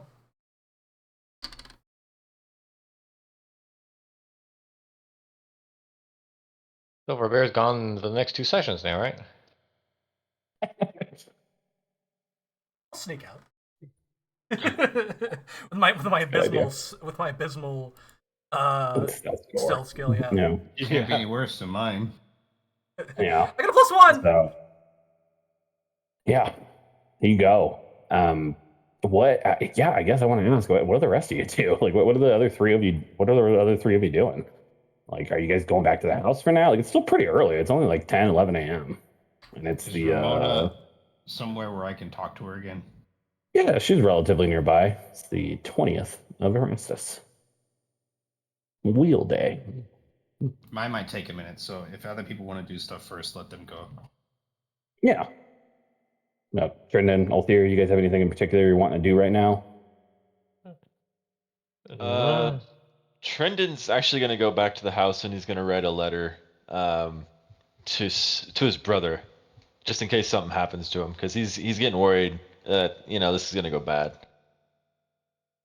Yeah. What do you think he's writing about? Just everything that he's found here, and then like if something happens to me, come find me, kind of thing. Or if like you get this letter, come find me, basically. If you don't hear from me in 3 days, come after me. Yeah. You don't hear from me in 3 days. Just wait longer. Well, Yeah, basically, like if you're reading this, then something's happened to me, or like something like that. And Sure. Okay. yeah. Okay, I like it. Yeah, that's cool. What's his brother do? What's his brother's deal? Is he a scholar as well? No, he's kind of a character that I thought up that if like Trendon, hits the bucket, I'll play as him. But he's like a dragon instinct barbarian. Oh shit! Okay, really two divergent paths there. Yeah, but he's like straight. Like, always been muscly. Like he was the buff kid, and Trendon was the smart brainiac kid. Yeah. That reminds me of Dragonlance Chronicles. Oh yeah. Yeah. I had in my long-term campaign that I wrapped up a while back. I had two characters who were brothers, and their dad was a human, and their mom was an orc. And that was it. One of them leaned way more towards the dad side of things, and the other one was way more to the mom side of things. And that was fun. One was literally a barbarian, and the other one was like a rogue. So it was a fun dynamic. Cool. But yeah, it was fun. Yeah, but so yeah, you're drafting this letter. Ulthir, nothing particular. You're just gonna kind of go I'm hang gonna out. follow ticket and kind of twiddle my thumbs a little bit, Okay, sure. Yeah, you just twiddle your because thumbs around ticket. yeah, the awkward silence, all the intensity going on is making him Yeah. feel out of place. Yeah, it's like the fucking it's after your adrenaline comes down after something like that. It sucks. It's just like it's no fun. Yeah. Everybody's feeling like a little hungover. Even though they only had like half a beer. But so yeah, you okay? So ticket. You find Ramona. She's actually just like she just finished talking to the person you saw she was talking to before she went in there and dealt with that shit. And like they walk away and Ramona's just kind of like she's just like staring out at the ocean. Hey, Ramona. No, did it happen again? She does with like kind of like a wry smile. No, not yet. Just Okay. wanted to actually address something along those lines. Is there any possible way that I can talk to Adona, not Robert, but me? Doesn't You have to can be right talk to now. her. No. I look. Roberto was stupid and brash, but I also know Antona is not the most personable of individuals, so I know she can also be brash. But I don't think it would be a bad idea. But she's going to want to hear something from. That's how she is as a person. She's going to want to hear him say it. Sure. It might not hurt you maybe trying to smooth things over, and in fact, I don't think it's necessarily a bad thing. I don't. The last thing we need is this kind of animosity, but I just don't know. She's going to want to hear something from Robert directly, and I understand heads maybe need to cool a little bit. It doesn't have to be today, but I assume you've talked to him. If not, what have you? He's she just kind of she's just fucking frustrated, man. She's so frustrated. This poor woman's got so much on her plate. It's so funny when I like actually think about her. I'm just like, God, man, this sucks. Her life sucks. Her life sucks so much. Like she's got so much shit to deal with. But she just, but yeah, ticket. If you want to try to smooth things over, it may not be a bad play. But again, she's gonna want to hear it from Robert. I think what I'm actually going to do. Please go ahead. I don't necessarily want to smooth things over on behalf of Robert. That's Robert's business. Agreed. If I'm being blunt. What I kind of want to talk to him more about is actually trading information a little bit better, since I don't really have much of a relationship with her. And obviously, if I'm going to be trying to solve kidnappings and potentially, hopefully not, but things that may potentially get worse, I kind of need to have the guards on my side. She nods. I think that's very good. I mean, again, I've kind of left you all under your own avenues of approach here. I've basically given you free reign to how to approach these problems. Maybe that's partially on me for not giving better parameters of the chain of command and where things need to be reported to. But yes, I don't disagree that is a useful thing to have. I mean, push comes to shove, they are, along with you all, part of our defenses of the colony. So no, I think that's an incredidy idea. I did want to mention, as much as I think it should be enforced, I'm going to temporarily, and she's like saying it and like knowing how stupid it sounds in comparison to like what's actually going on. She's like, I'm going to commute Robert's sentence, as it were. I want you all first thing in the morning to go head out and deal with this Lokatha problem. I know you've been talking about it, and I think we're at the point where honestly, you all being out of town for a day or for a few days would be the best thing for you all. Maybe Robert kind of get his head back about him, and we also need this trading route opened up. If we can get that trading route opened up with the Lokatha Talasantri, that will change a lot of things here. I'm told they very much prize some things we're able to make here in the village that they aren't easily able to manufacture underwater. Things of porcelain, glass, things like that. So if we can get that trading avenue open, we can definitely increase the viability of defense for the colony much more rapidly. Because I do need to. It's part of the problem. It's part of the complaints is that the guards feel under-equipped, and I don't necessarily disagree with them. So I need to be able to start trading in more powerful weapons, runes, things of that nature, and Talasantri is the way to do that. These supply ships just come. It's too long between supply ships. So yes, that's what I'm going to suggest. I was going to broach it to you all later this evening. But I'm giving you permission here, Tickets. You could be my voice in this matter. I think that's what needs to happen. I want you all to leave before first light, though. I don't want this to be necessarily common knowledge, if you understand what I mean. Yeah, no, that's fine. I understand. We can definitely get that taken care of. And honestly, that's what I wanted to do because I gave my word to Clash Core that that's what we do. So we're gonna do that. Wonderful. But the other thing is, let me give you a little bit more up-to-date information about the whole kidnapping situation because Oh, yes, please. I don't necessarily think Robert gave you all the information. Yeah. And I mean, we can just, I mean, unless you really want Yeah, to, we you- can just no, you tell her already know. everything. Yeah. Yeah. So yeah, you tell her everything, the stuff. Rivera told her a little bit about it with Marinda and stuff. And like, yeah, so she's just, she knows now. She's gonna be on the lookout. She mentioned she doesn't think there's any guards with red hair, so that kind of complicates the issue even further. But she'll look into it how best she can. But she's aware of this information and will take it going forward. And she appreciates you for your time, Ticket, and very much kind of says as much. And yeah, she unless there's anything else you wanted to say to her, she says she's got a billion other fires to put out. So she's got to go. She got to go talk with the head of the farmers, and she's got to go talk with the head of the carpenters. She's got to go talk with another farmer who's been having some issues out with their herd and shit. So she's she's got shit to do. Unless there's anything else you want to say to her. Well, there is one thing that I wanted to mention that Yeah. This wouldn't have been possible without Olthier. He helped a lot, honestly. Like, No, we wouldn't have- I understand what I said to Olthier. I like Olthier. He seems to be accompanying you all and doing things that were He's above and beyond. I'm standing right here. I forgot Olthier was there. I forgot. Oh yes, Yeah, Olthier. that's fine. Hey, buddy. Sorry, you were a fly. I thought. Anyways, Olthier, I do appreciate what you've been doing for the colony. I actually would, if you are interested, am happy to invite you to sign the charter whenever we find it and become a full member of the colony. If that is something you would be interested in doing, that is, of course, up to you. You don't have to. I'm not going to kick you out if you don't decide to. Just keep in mind, becoming a member of the colony does provide you certain rights to land ownership on the island. Oh, wait, can you do that as a druid? I don't know. Did I just offend you? She's like, Land ownership is. I understand why it's used and needed, but it's not something I truly believe in. No one really owns this land, but She's like looking at her phone. Yeah, okay, buddy. nature itself. Yeah, okay. Sure. Yeah. Nobody owns the land. Tell that to the But- Andorran government. I would love to join as a charter. I just don't have to partake. It's No.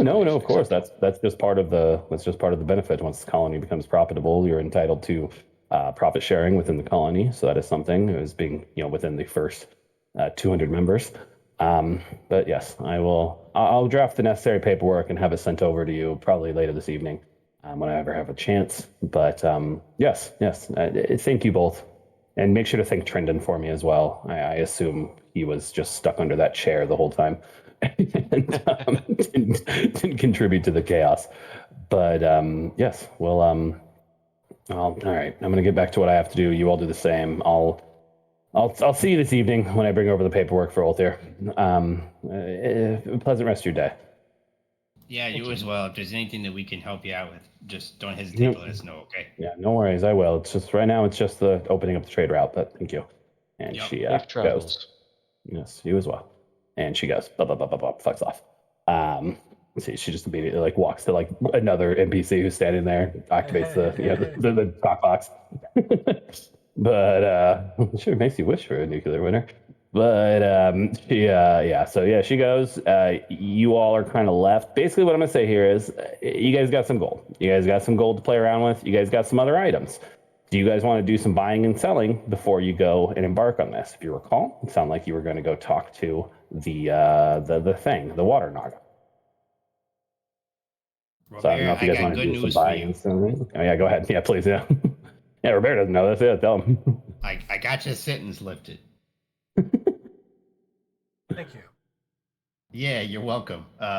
We need to go take care of this whole trade route business. So if you want to go ahead and, not pick any more fights with anybody on the way out there, we got to leave at first light. Sounds good. I want to be clear. Robert is mad at all of you. All y'all! No, I mean I get it. Unreasonably or unreasonably so. But that's fine. That's fine. In character. No, I get it. I totally get it. Trendon overhears Ticket and says, "What the fuck?" in Draconic. He's pissed.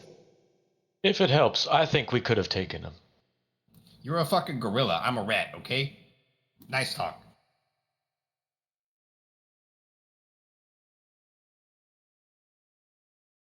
All right. Now we can buy stuff. That's what people want to do.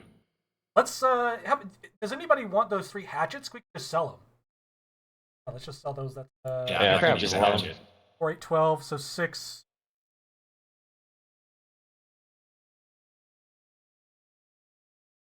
Trying to yeah, so if you are not gonna buy something in particular, we may want to put like 12 gold each adventuring fund and buy some healing potions for it. I think that's a Yeah, that's always a good idea. I always kind of recommend that for like whenever there's odd stuff and oddball numbers in the party sheet. I'll kind of just always leave it in there for that. But if that's something you guys want to do, I'm totally okay with keeping track of that in the party sheet. Like that's never a bad idea. It's kind of just everybody funding a little bit towards it. Because let's let you know. I mean, you guys are all sitting around the same. I mean, Ticket's the most wealthy currently, but I mean, you basically got 100 and like 25 goldish between the 4 of you. That's about how much you guys are working with right now, along with some oddball things here and there. There's those sun rods, which I mean aren't crazy great items. You guys basically don't really need those at this point. You got the wayfinders and shit, and I mean they're worth, if you sell them, they're 1.5 gold each. It's not a ton, but it's there. You got the I mean, you guys have kind of a plethora of +1 items. I know you were holding on to one, Robert, to use as like for upgrading something else later, but you also have, I mean, you just picked up a +1 hatchet. I don't know if that's silver is good to have though, but Ticket also has a silver weapon. So like, just keep that stuff in mind. It's something to sell. I don't know, if you want to, again, you got those wands that are worth a lot. Those are all, kind of situational, but yeah, you guys got a fair amount of stuff kicking around there to pick up some potions and things like whatnot. And I'll just let you know right now, potions, they fucking work underwater. It's fine. I mean, I've seen people like argue against it, and I just think it's stupid. They're magic. Who the fuck cares? You buy Jello potions, like whatever. You can use potions and Jello stuff underwater. shots? But, Yeah. yeah, exactly. You're gonna use fucking potions underwater. I don't give a shit. That's fine. Like you guys, I mean, assuming you've got an air breathing or water breathing spell or whatever on you, you can talk underwater. Like I'm not gonna punish you guys that much. The underwater combat is already difficult as it is. You don't need anything extra added onto it. But so yeah, I mean, if that's what you guys want to do, you let me know. I can adjust the party fund, and you guys can adjust your gold. If you guys just want to buy some individual things, like you guys all get a fair amount of gold, not a ton, but I mean, it's a decent chunk. Pick up some consumables, potions. I don't know if Ticket want to pick up some poisons and shit or whatever, alchemical things. Again, Robert can use alchemical things, no issue. Like alchemical bombs and stuff like that. Like. So you guys just tell me. I figure we'll take a minute here, and if everybody wants to browse, we can take a minute. And even if there's anything you think of independently during the week, I don't really have a problem with that as long as it's not something insane. Just keep in mind up to level 3 permanent items and level 6 consumables. That's what you guys are able to get here in town. So yeah, you let me know what you guys want to do. Has it been long enough where I can learn Fireball or try to learn Fireball again? Let's see. I have it written down. I don't think it has for Fireball, but we'll double Yeah, I check think here. it's close, but I don't think it's been long It's enough. close, but I don't think it's because I took off your drained, Robert, because I was putting you on. You had 1 day left, so I assume you're gonna do it. I mean, I assume you're gonna rest tonight. So yeah, you have. If we count like tomorrow, essentially is already happening, which I kind of am. You still have 2 days left until Fireball. Okay. Trendon, I guess, is the first thing he's going to want to do is try and learn a spell then, and he'll want to try and learn water breathing. It's a second level Yeah, you got spell. hella. You got yeah. No worries. So yeah, let's just roll an Arcana check while I pull up those rules. Okay. Learn a spell because it's only like it's an hour, half an hour per level for you. Yeah, and since I have the Spellbook Prodigy, it's in half that. That's what I'm So saying. So it is half an hour, yeah, because normally it's an hour. So that's what I was counting. yeah, that's right. Yep. Fuck, dude. God damn it. Roll better. Yeah, 18. So that does not do it. Nope, it doesn't. Yeah. You said second level spell? Yeah, Yep, it's a DC second 18. Okay. At least I don't lose any gold. Yeah, seriously. Yeah, you don't lose any gold. That's very true. And at least you got dehydrate. Like that's That's plants true, and yeah. plants and aquatic, and that's kind of that So far, that's Dehydrate. yeah. Yeah. No, it's just Yes. some of the aliens do in the three body problem books, which I'm almost done with, and don't recommend to anybody because it is just depressing. I am just sad all the time now. Anyways, yeah. So yeah, unfortunately, no gold spent, no gold lost, but no success on the roll. So that's another one. It's going to take you a week on. So anything else you want to try to learn? There's a bunch of spells in that book. I think you tried. I can't remember what you tried to do last time. I only wrote down fireball, but Feet if you defense, say it, I I think. might. Yeah, it was feet defense, and then I think one other, but I don't remember. I did learn tether and dehydrate. Yeah, that's what it was. Okay, yeah, it was tether. You learned those two and then failed on feet defense. Yeah. Okay. So yeah, so those ones are all going to be a while still because that was just like yesterday. So I'm basically figuring the next time you guys are back in town is when these are all more or less probably going to be available to you. Okay. Yeah, he'll try to learn one more spell, Featherfall. Okay. Second level too. First level spell. First level. Okay, easy. DC 15. Just don't roll a 3 or lower. Right? Oh no! No pressure.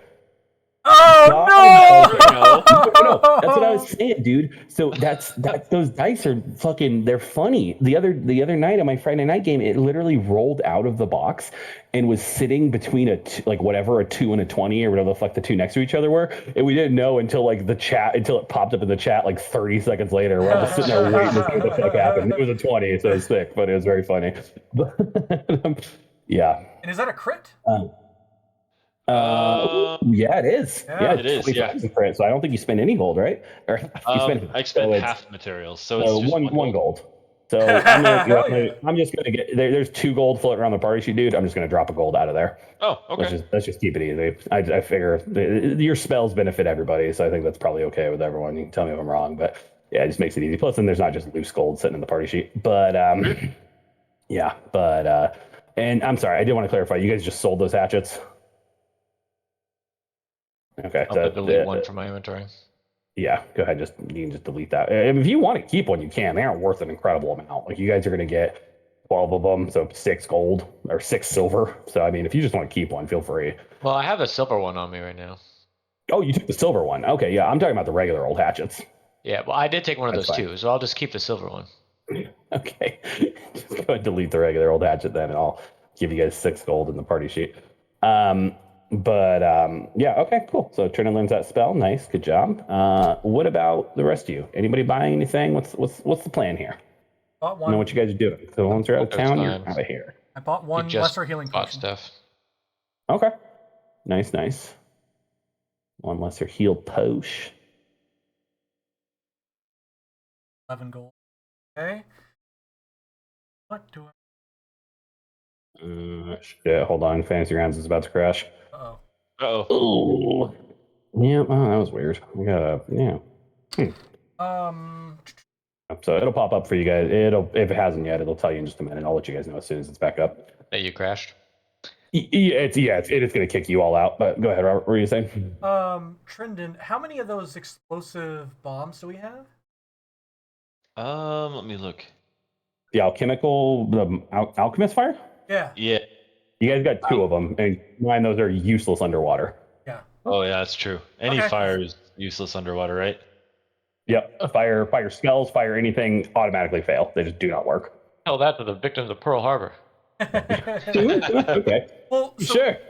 would dehydrate fail? It's a fire spell, but it specifically targets. Does it have the fire trait? Yeah, I think so. I know it does fire damage. But... If it does fire Let me damage, look. then it would. Yeah, I'll double check, but like it's basically that's the wording on underwater combat. It's any spell with the fire trait or like item with the fire trait, anything like that, it essentially fails. Yeah, it has the fire trait. Then yeah, dehydrate would not work underwater. That may be something to keep in mind when you prep your spells in the morning. Sure. Yep. I swapped Firebolt to Lightning Bolt. Good call. Fuck yeah. Fucking lightning bolts. That's stupid. I used that a couple weeks ago on my PCs, and I rolled 3 1s and a 2 on 4d12. Bullshit. I was so pissed. I was like, "Fucking the counter's over. I don't care." Well, the, yeah. Emily Axford getting a lightning bolt in 9 of 12. That's nuts. Love that. Yeah. Yeah. Okay, yeah. What ticket buying anything? I don't think so, because No? honestly, I don't really think the return on poisons is worth it right now. Yeah. Yeah, it's not great. It's really, I mean, crafters are really where you shine. Plus, like to have them be very effective in combat, you kind of need to kind of spec into it with that one rogue fee that lets you basically like apply it and draw it as one action rather than it being two actions right now. So yeah, I get where you're coming from. Okay, I just didn't know if you guys wanted to pick up any healing potions or anything. I have two. Can I? And I Sorry, have go my ahead, healer's Ticket. kit. Yeah, you have the healer's pit. Yeah. So I already have 2 health potions, and then I also have my Oh, okay, battle cool. medicine. So I Oh, should okay, be- cool. Yeah, so you guys are doing okay. Can I make some spell scrolls? How does that work? I don't know, big dog. Let's take a look. I think you need Craft a magical scroll. crafting. I Oh, I believe need you magical do. crafting. Okay. I Yeah, don't think you I have do. that Yep. yet. I don't think you do either. Because you have to spec into it twice. Essentially, you have to take crafting, and then you can take an advanced crafting, which lets you do magical stuff. Yeah, I have the first crafting, but I don't have magical. Yeah, it's feet. So- Yeah, so you can take that at a level up, but yeah. So yep. Okay, yeah. Okay. So we'll worry about that later on. You can buy spell scrolls though. Keep that in mind. Up to level 6. Oh, okay. That's a consumable. And Those are those. your armor, you could put a scroll into your armor so you don't have to like interact to draw a scroll. Like, Oh, that's right. yeah, you just, hey, I charge my. So is there like a limit to like what spell a scroll I could buy? Besides the level 6? Like So let's check because like level 6 doesn't necessarily mean level 6 spells. Scrolls have their own levels. It's the same thing with wands, you know. So let's take a I look. gotcha. Let's see if we can. Oh, you can purchase up to item level. So you can purchase scrolls up to level 3 because that's an item level 5, and the next level 4 spells are level 7, and those are each they're 30 gold a pop though. 30 gold for a level 3 spell, okay. 12 gold for a level 2 spell, 4 gold for a level 1 spell. So they're expensive, but I mean they are good in the sense that like hey, I got a slow or I got a haste that I can just throw off because they use normally it's the DC of the crafter, I believe. But in this case, I'm just basically, since you are a wizard, I'm just going to have it go off of your DC. It makes more sense. Your DC is probably Okay. better than a crafter or anything like that. So Sure. who would be here on the island at the very least? So, but yeah. So if that's something you want to pick up, you can. But yeah, up to level 3. He'll buy Level a 3 spells. scroll of slow then. Okay, nice. Yeah, just subtract the relevant gold. What is slow, a 3rd level or a 2nd level? Yeah, it's a 3rd level, so it'll be 30 gold. 30 gold. Yeah, so it's expensive. So let me get I forgot the game crashed. Pulling it up right now. Yeah. I'll let Pretty you guys sure I know had as soon as 33, the game is so. open. Yeah, I think you did just enough. Yeah, and you didn't end up needing to spend gold on your spells. So on learning the spells, here you go. Yeah, it's a good one to have. Don't blame me at all. Yeah, and then Ulthir, buying anything or? Nah, I like just purchased some stuff. Okay, Kind of cool, broke. cool. Yeah, well, I can remember. So nice. All right, and then you said Robert got a healing potion. You said? He's not at his desk. Yeah, I think he did though.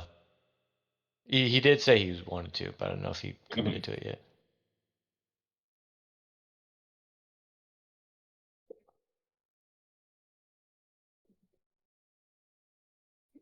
No biggie. I'll give him a second here to get back. Yeah. Okay, cool.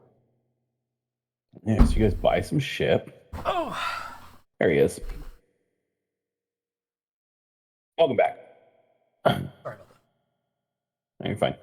But yeah, you guys buy some shit. And then was there anything else you were wanting to buy, Robert, or is that it? Just the one healing potion? Yeah, I'm good. Okay. Cool. So you guys pick up these items throughout the day. You send your proxy. to trend into the market with some gold. Hey man, don't tell them how old I am. They won't sell this to me. But there you go. And I think while you guys are out and about doing things, game's back up by the way. Maybe we'll see. I don't know, it's being a little Wiring funky. wireless. Yeah, it's weird. I didn't have. That's so funny. I was doing all sorts of shit here yesterday. I didn't have any problems. We added 100 books, but that's fine. I'm gonna keep role playing for a little while anyway. So while you're out and about, all of you, and I think it's Ticket who gets approached here because he's the one who has the most rapport with them.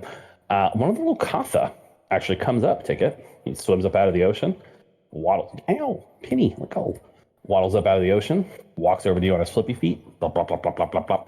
You recognize this guy. This is Flounder. This is the fucking MVP. Oh, hell That yeah. fucking fight in the cave. The guy who held the line, man. And he walks over and he just, in very like halting comment. If you remember, only Kolash Goro knew common of these people when you first met them, a while back. Right. And he, hey, Ticket, hello. I do not know if you recognize me. Your people, the land dwellers, sometimes have trouble telling us apart, but I am Flounder. We fought together in the Cave of Sorrows, as my people have come to call it. Of course I remember you. You're the reason we're still standing here. How's it going? It is going well. Well, as well as it can. But I have come to bear a message from Kolash Koro. She says that if you wish, we will send an escort with you to Virskirsa's cave. That is the water naga I believe you are going to go seek out to possibly regain our trade way to Telesentry. And as an honor to what you and your friends did for us, we would like to honor you as well with a Lokatha honor guard on your journey to the cave. This would also mean that we have recruited a number of sea beasts to pull a raft for you, if you like, and you should be able to get there much quicker than with overland travel. That would be incredibly helpful, and that's very nice of you, but only if you can afford the people. We understand if you can't, but that would definitely make our trip a lot easier, that's for sure. We have suffered no attacks since the defeat of the evil Azurkedi at the Cave of Sorrows. We believe they were the ones acting against us. We have actually, in fact, made amends with the people of Unkitu's tribe. He has spent some time with us the last few days and is returning to his people to set up closer relations between them and us. Us residents of the island must all band together in these difficult times. So yes, we can spare the men. It would in fact be me and one of my brethren, and we would, and one of my spawn mates, that's what they would say, we would accompany you on this journey, and we have recruited 2 dolphins, 1 sassy sea lion, and a small misshapen whale. They would pull you along the way. Misshapen whale. Well, that would be wonderful, and it'd be an honor to be by your side once again. So that's very nice of you. Agreed. May I show you a tradition amongst my people? Yeah, absolutely. I'd love to see. And put out your hands, palms up. He puts his rat hands out. Then you flip them over, palms down. Uh-huh. And then we lay them over each other like this. And he puts his hand out and then puts your hand on top of it and then puts his hand on top of it and then gestures for you to put your other hand on top of it. Is this the slap game? We call this a net of hands. Yay! And he just throws his hands in the air like a hip hip hurrah. Yay! Yeah, all right. Yeah, no, that's cool. Now I know it. Now we can do that in the future. I appreciate that. Net of hands, yes. We will do this and have many of a good time. I in fact, wish to learn more about your... I've never met one of your people before, but these land dwellers that you live amongst, they seem different but interesting. I've spent a number of weeks learning the common tongue from Kolash Koro, and I'm surprisingly adept at it. She's in fact talking about perhaps grooming me for command after my display in the Cave of Sorrows. But regardless, Tickets, this is an honor for us. I will go inform Kolash Koro at once, and we will make preparations. When will you be departing? We're going to be leaving first light. We're going to try to get this done as soon as possible. Oh, wonderful, wonderful. Then yes, meet us on the other side of the peninsula at first light, and we will meet you there. And he gives you like a place to meet. And basically, like essentially, because you guys are kind of on a cove, he's just telling you to meet him on the east side of the island, so that the dolphins pulling your shit don't have to go around the cove. Or bay, I guess is a better word for it. But yeah. So yeah, he departs, and he's telling you guys got a VIP trip to the Viscirsa's cave. Yeah. Yeah, I mean, is anybody else doing anything else in town, or are you guys just heading out in the morning? I guess one thing I was thinking about, is there anything you guys maybe don't normally bring with you because of weight and stuff like that you guys want to shove in the bag of holding before you leave? Not anything on tickets end, I know that. Glaive and Henris's crossbow, but those are that's about it. Those Yeah, are they're kind of storage. not really going to do a whole lot for you. Yeah.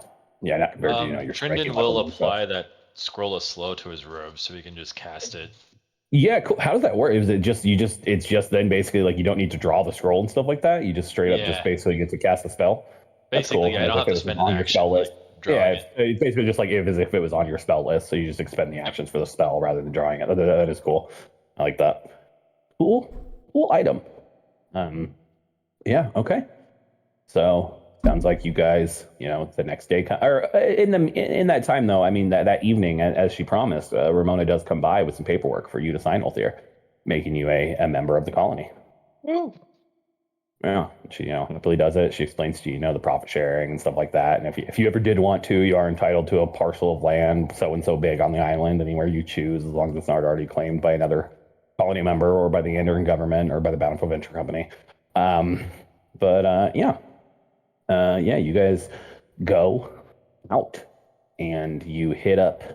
You make your way across the peninsula, and you see Kolashkoro, you see Flounder, and you see another Lokatha you probably haven't seen before. They introduce themselves as Clamshell Salmon. and Salmon. Salmon. My name is Ro. Salmon. They call me the Slammin' Salmon. Do not worry about why. It is because of my cloaca. They're all wearing kind of like regalia. Like they're wearing much more elaborate outfits than you've seen before. Like Kalash Koro is wearing this armor that's essentially made of seashells. Flounder is wearing a very proper looking dress uniform. Same thing with Salmon. They're all just kind of dressed to the gills, literally.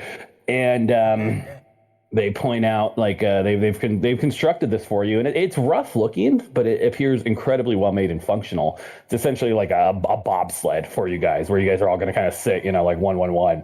But it seems very well made out of wood for these people who probably don't construct a lot of things like this. And you can see there's kelp ropes that have been woven together, lashed to 2 dolphins, a sassy sea lion, and a misshapen whale.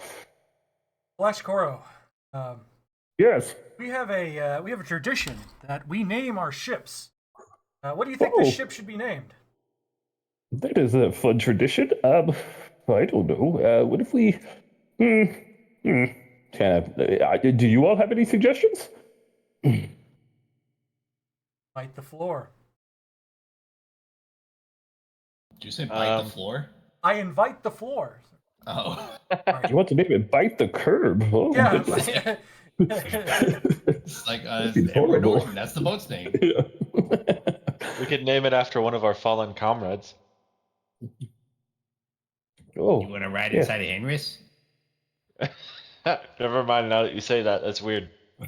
I mean, I'm just asking. Hindris. Oh, we met him. Yes, we met that individual. He seemed kind.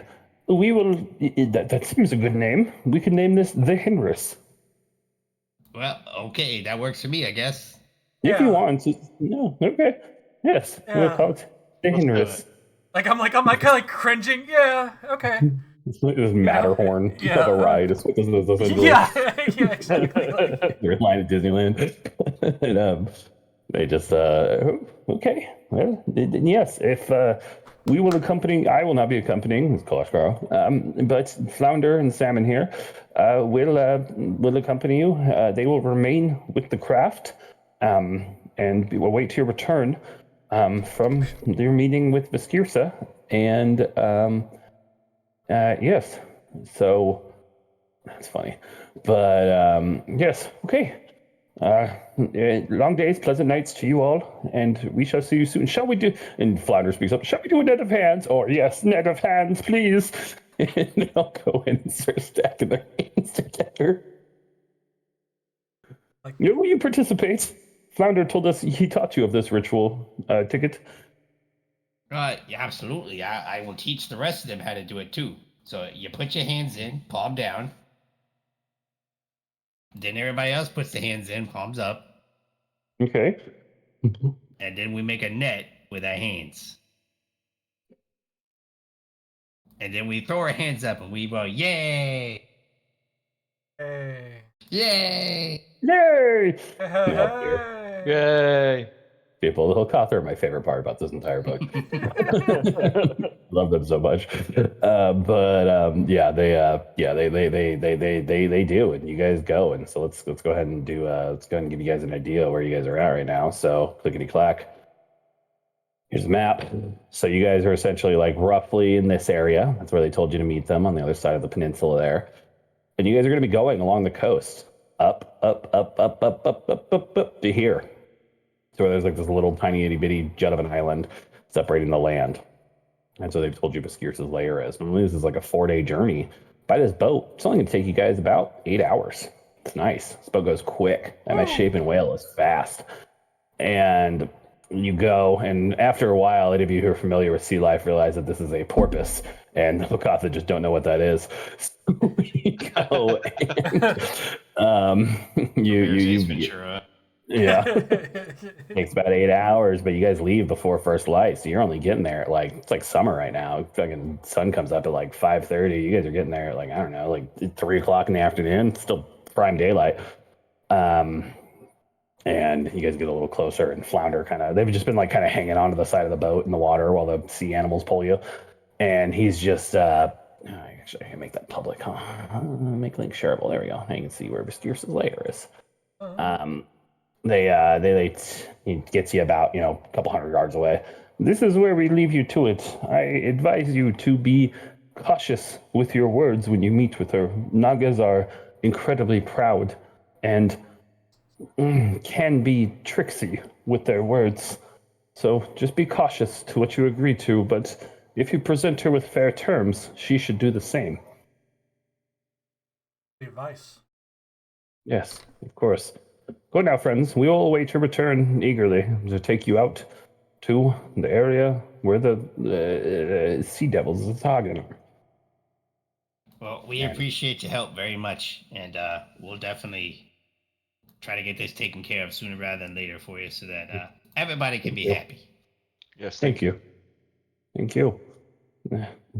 And they kind of let you guys figure out. They like take you to the shore, and you guys are able to walk the shore. And you come to a cave, a large cave.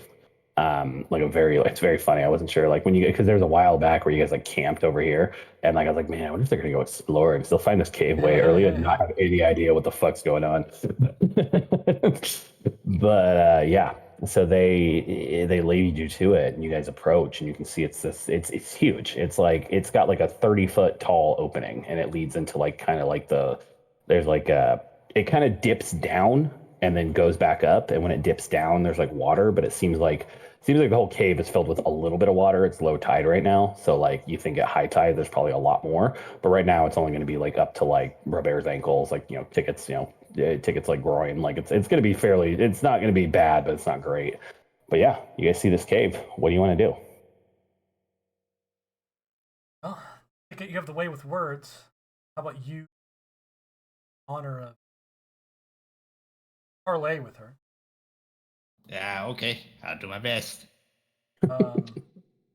I'll be moral support.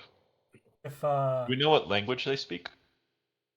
Well, sure as hell that I hope they speak Soki or Common, or else we're fucked. Yeah, you think? I mean, it's fine. We could assume you would have asked this of the Lokatha, and they would have told you that Bascirce speaks your guys' tongue. She speaks Common along with a variety of other languages. You would also know. I mean, what? Everybody, give me a second to look up what role I need to roll for a water naga. Because I have no idea. Actually, I think they're outsiders, but let me double check. Okay, they're like a creature I've never ever ran before, as like in like a straight up kind of thing. Yeah, let's go with this one. Why not? Yeah, they're aberrations, so it'd be an occultism check. So anybody who's trained in occultism can roll me an occultism check here, and you can just roll in the open. It's fine. I can do that. Yeah, very nice. Both the casters are up. Yeah, good job, Trinan. Bad job. Both there, you critically fail. You're pretty sure this thing is a big caterpillar. I believe. Almost But the hamster. Brendan, you just succeed. That is exactly a success. It's DC 24. Oh, nice. So what? I mean, so Nagas are. I mean, first of all, the big things you know about them, they're fucking snakes, man. They're giant snakes with like human faces. That's what Nagas are at the end of the day. Like that's what they look Okay. like. They are generally neutral creatures, anywhere from like neutral to neutral evil to sometimes even lawful evil, sometimes even skewing back the other way to good. But normally they just have their own interests at heart and they're aberrations. They don't come from this plane. They're from another plane.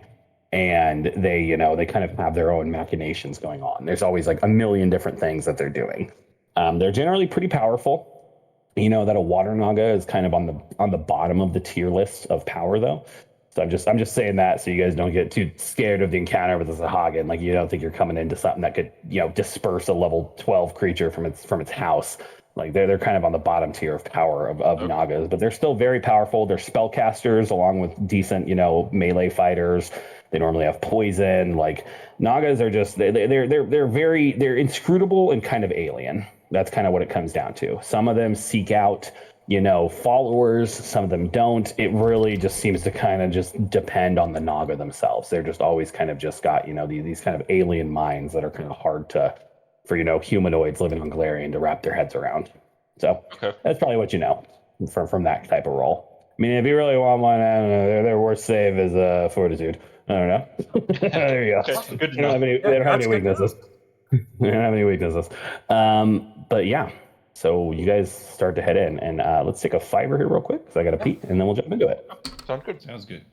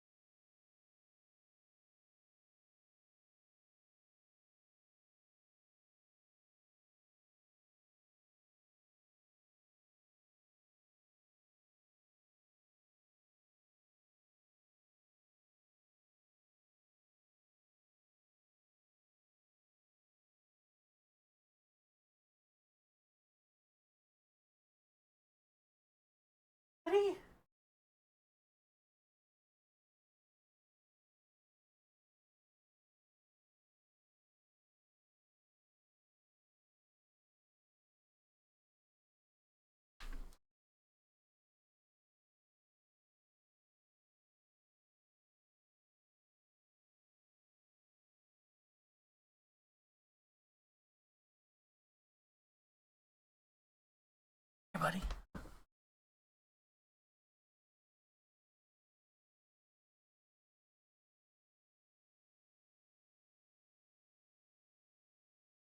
Thinking, I was looking at it because I was looking at like consumables and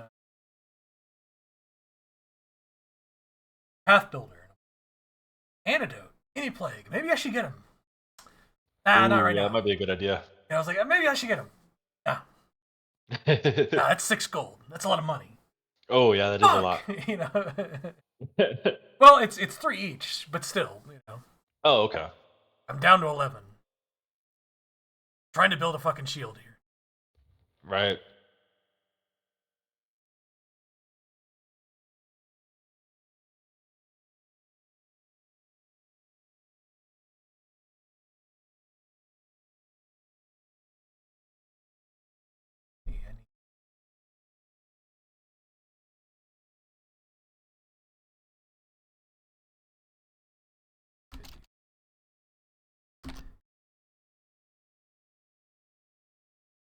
Uh, 100. Just 100.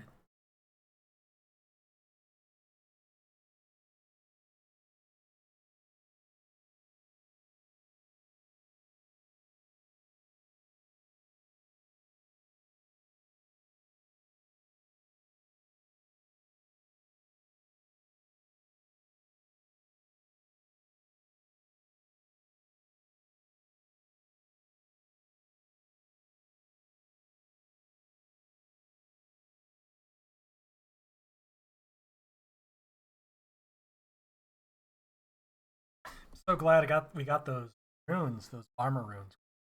At 26 Oh, AC, yeah. I raised my shield. Dang, that's nice. Yeah. Help. I'm only at 20. So glad I got the Big Bacon Classic. It's the burger-based baconator layer, player.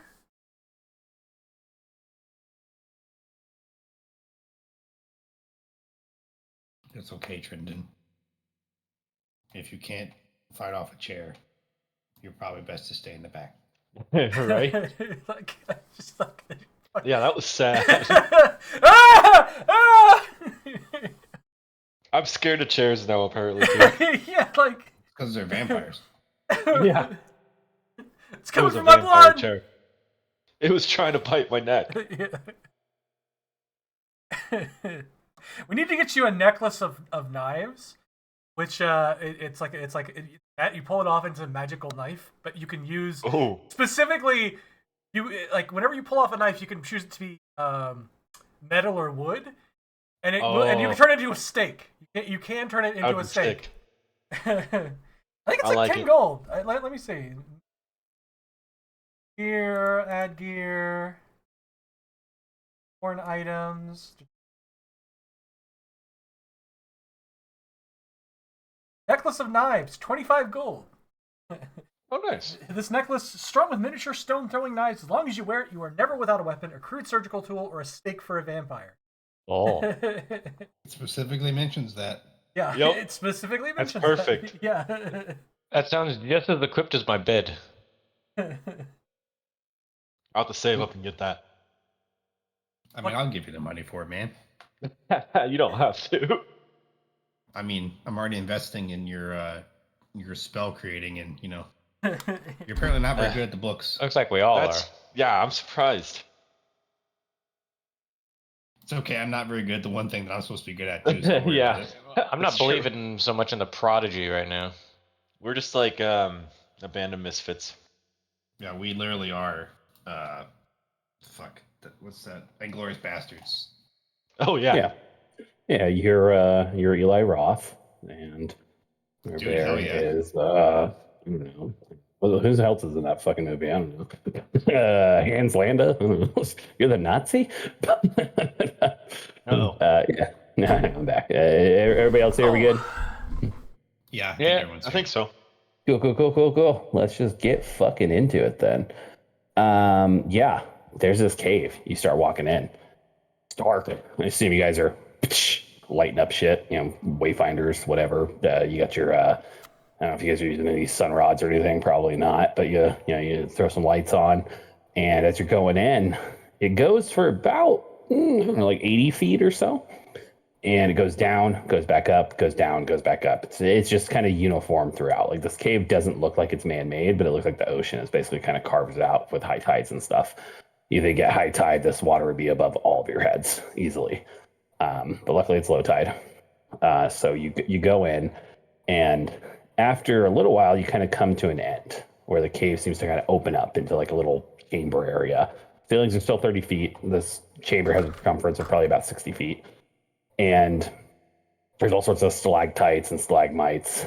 Stalactites are the ones that hang from the ceiling because they hang tight to the ceiling. And I remember that from elementary school. And, yeah, same way I remember port on a ship is left because it has the same number of letters. But you're standing around for a minute and it doesn't look like anybody's home. And you kind of hear like a comes into my lair. Hi, my name's Ticket. Lady Naga, we've come to parlay.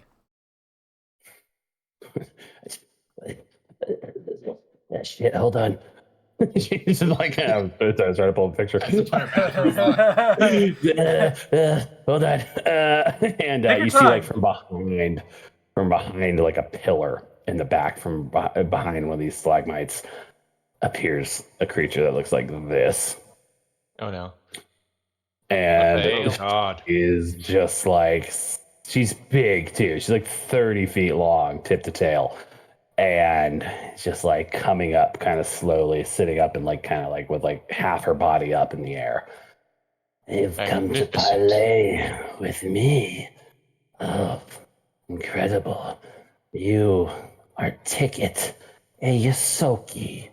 And what are you, elf? I think she's talking to you, Althir. Yes, I'm talking to that. I don't know his name. Is that old? Right, I'm the only elf. I'm technically, I guess I was waiting for half elf. But I guess I'm like looking around. Excuse me, I'm a half elf. Elf? Are you a half elf? Are you a half elf or an elf? I am half elf. Oh, got it. Yeah. Thanks a lot, racist. Yeah. Oh shit. I gotta go. I've been canceled. No, she just we half elf, one of Fey blood. In your name? Yes, I believe I fit that description. Just asking for your name, bro. Yeah. What's your name? Ulthir. I was trying to think of if I wanted to do something fancy. If your but I think name. just be regular. Yeah. I'm Ulthir. Ulthir Gundrak. Ulthir Gundrak. And you, humans, sons of ancient Aslan. Call me Reed. Reed, like the guy from the Fantastic Four. And you? Yes, you got it. The shitty So movie. do you guys have that here? I don't know. Yeah, the Josh Trank one. I haven't seen it. I'm Yeah. sorry, Same name, though. You got it. Is this a monstrosity? Do you think could I ever flexibly do a check? They're an aberration. Okay. So I don't know. What is your, like, what is this? Is this like a feed or? No, I'm just wondering if I would know that kind of thing. If if it was more of a natural creature, I'd have much more appreciation. Oh no, for they're it. an aberration. They're an outsider. Like they are not from this plane. Okay, never mind. I'm disgusted. Yeah. You're Vomiting on the spot. You're sickened one. No, and you. Trendon will just say, you, Trendon. yeah, Trendon and Black Raven at your service, and he'll kind of like do a little bow. Yeah, a little curtsy. Yes. All our land dwellers come to treat with viziers. What is it that you want? And she's like kind of this whole time is like slithering around. She's like, you see she's got some ability where she's like kind of just like on the ceiling. She kind of goes down, like stretches out her face near you guys. Like it's all very unnerving. Like this is not a good creature. This is not like a thing you guys have like treated with. I don't think. Like I don't think any of you have really dealt with a lot of outsiders as they were. Yeah. So this is like upsetting. Like regardless of how. I mean, I'm not saying your characters need to do anything, but I imagine there is like a definite like This is a giant snake. Like, even at the Uncanny end of the valley. day, Scary. it's Yeah. a giant fucking snake, man. It's scary. Like, and it looks like that. So it's just Gosh. like, oh, what brings you here? Oh, wait, I can guess. You wish to ask some sort of boon from Friskirsa to perhaps gain knowledge, immense knowledge and power of the cosmos. I believe we've come to help you. Oh, oh shit. Okay. Hold on. Let me turn on the lights. No. Yes, now I'm gonna play this straight from now. Yes, you can help me. Hello. All right, hang on. I look need back to GM Ticket. knowledge real quick. What was the name of the bad fish people? Hagen. Sahagin. Thank you. I knew it started in S, I just couldn't remember it. Well, it's kind of a mutual agreement here. We understand that there are some Sahagin that you may not be too keen on, and Yeah, she like hisses when you say the name. we want to get rid of the Sahagin, and we want to do that with your grace, of course. Obviously, we're going to be operating in your domain, so we want your permission first. So we came to ask for, if that's okay with you, for us to be in your domain and also to try to take care of these Sahagin. And we were going to ask if there's possibly any sort of arrangement we could work out to where if you help us a little bit so that we can, be in your domain a little bit easier, because, we're land dwellers, we're kind of dumb. We don't really do the kind of cool stuff that you do down here. So if there was any way that you could help us out, we would be more than happy to get rid of these Sahagin. Yes. Sahagin have been a plague on my being for too long. I wish to see each and every one of them eviscerated. Yes. Roll me a diplomacy check Ticket with a +4 for bringing up the Sahagin.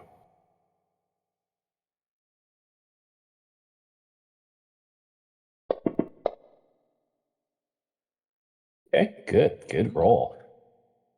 Yes, you all. And she's like examining you all one by one. She's not getting particularly close, but like you feel like her eyes raking Like, you. oh my God, this And- lady can eat me and not know it. Yeah, Yeah. exactly. This is not a step on me, mommy. Clearly, but it's trick me, Ticket's mommy. like doing his best to But, like try to like keep it together, but he's like, Like- fucking terrified. Like, yeah, he's like, I can't imagine. It's so funny. It's just one of those things whenever you like take a step back and you're like, man, adventurers' lives are fucked up. Constantly always almost dying. Like, it Ticket is just sucks legitimately so the bad. shortest motherfucker here, and she's fucking massive. So she's it's like, she's 10 tickets long. yeah, she can unhinge her jaw and he's gone. Just Ticket doesn't exist anymore. gone. Dig it no more. But yeah, she's just yes, you all could do, but not as you are now. Yes, that's I'm gonna let you know. That's a critical success, buddy. It's a DC 18. You just hit a critical Hey. success. That's a critical success on her diplomacy. Her mood shifts from indifferent to friendly. She likes you. She likes Oh, Ticket. hell yeah. this guy, Yeah. this guy, Get it's it, get it. Ticket. Boom. You gotta leave the Yosoki with me, but the rest. Oh fuck. No, I would like to take you as my. No, I said I was gonna play her straight. I can't do it. Invisibility. Please have My invisible right now. concubine. My concubine. No, but yes, you all could kill them, but yes, I can do this. I will. Grant you all the boon of water breathing for. I think it's 8 hours. What's the? It's 8 hours from Yeah. level 3. Yeah. What's the? Is the next bump up just you can do it to more creatures? No.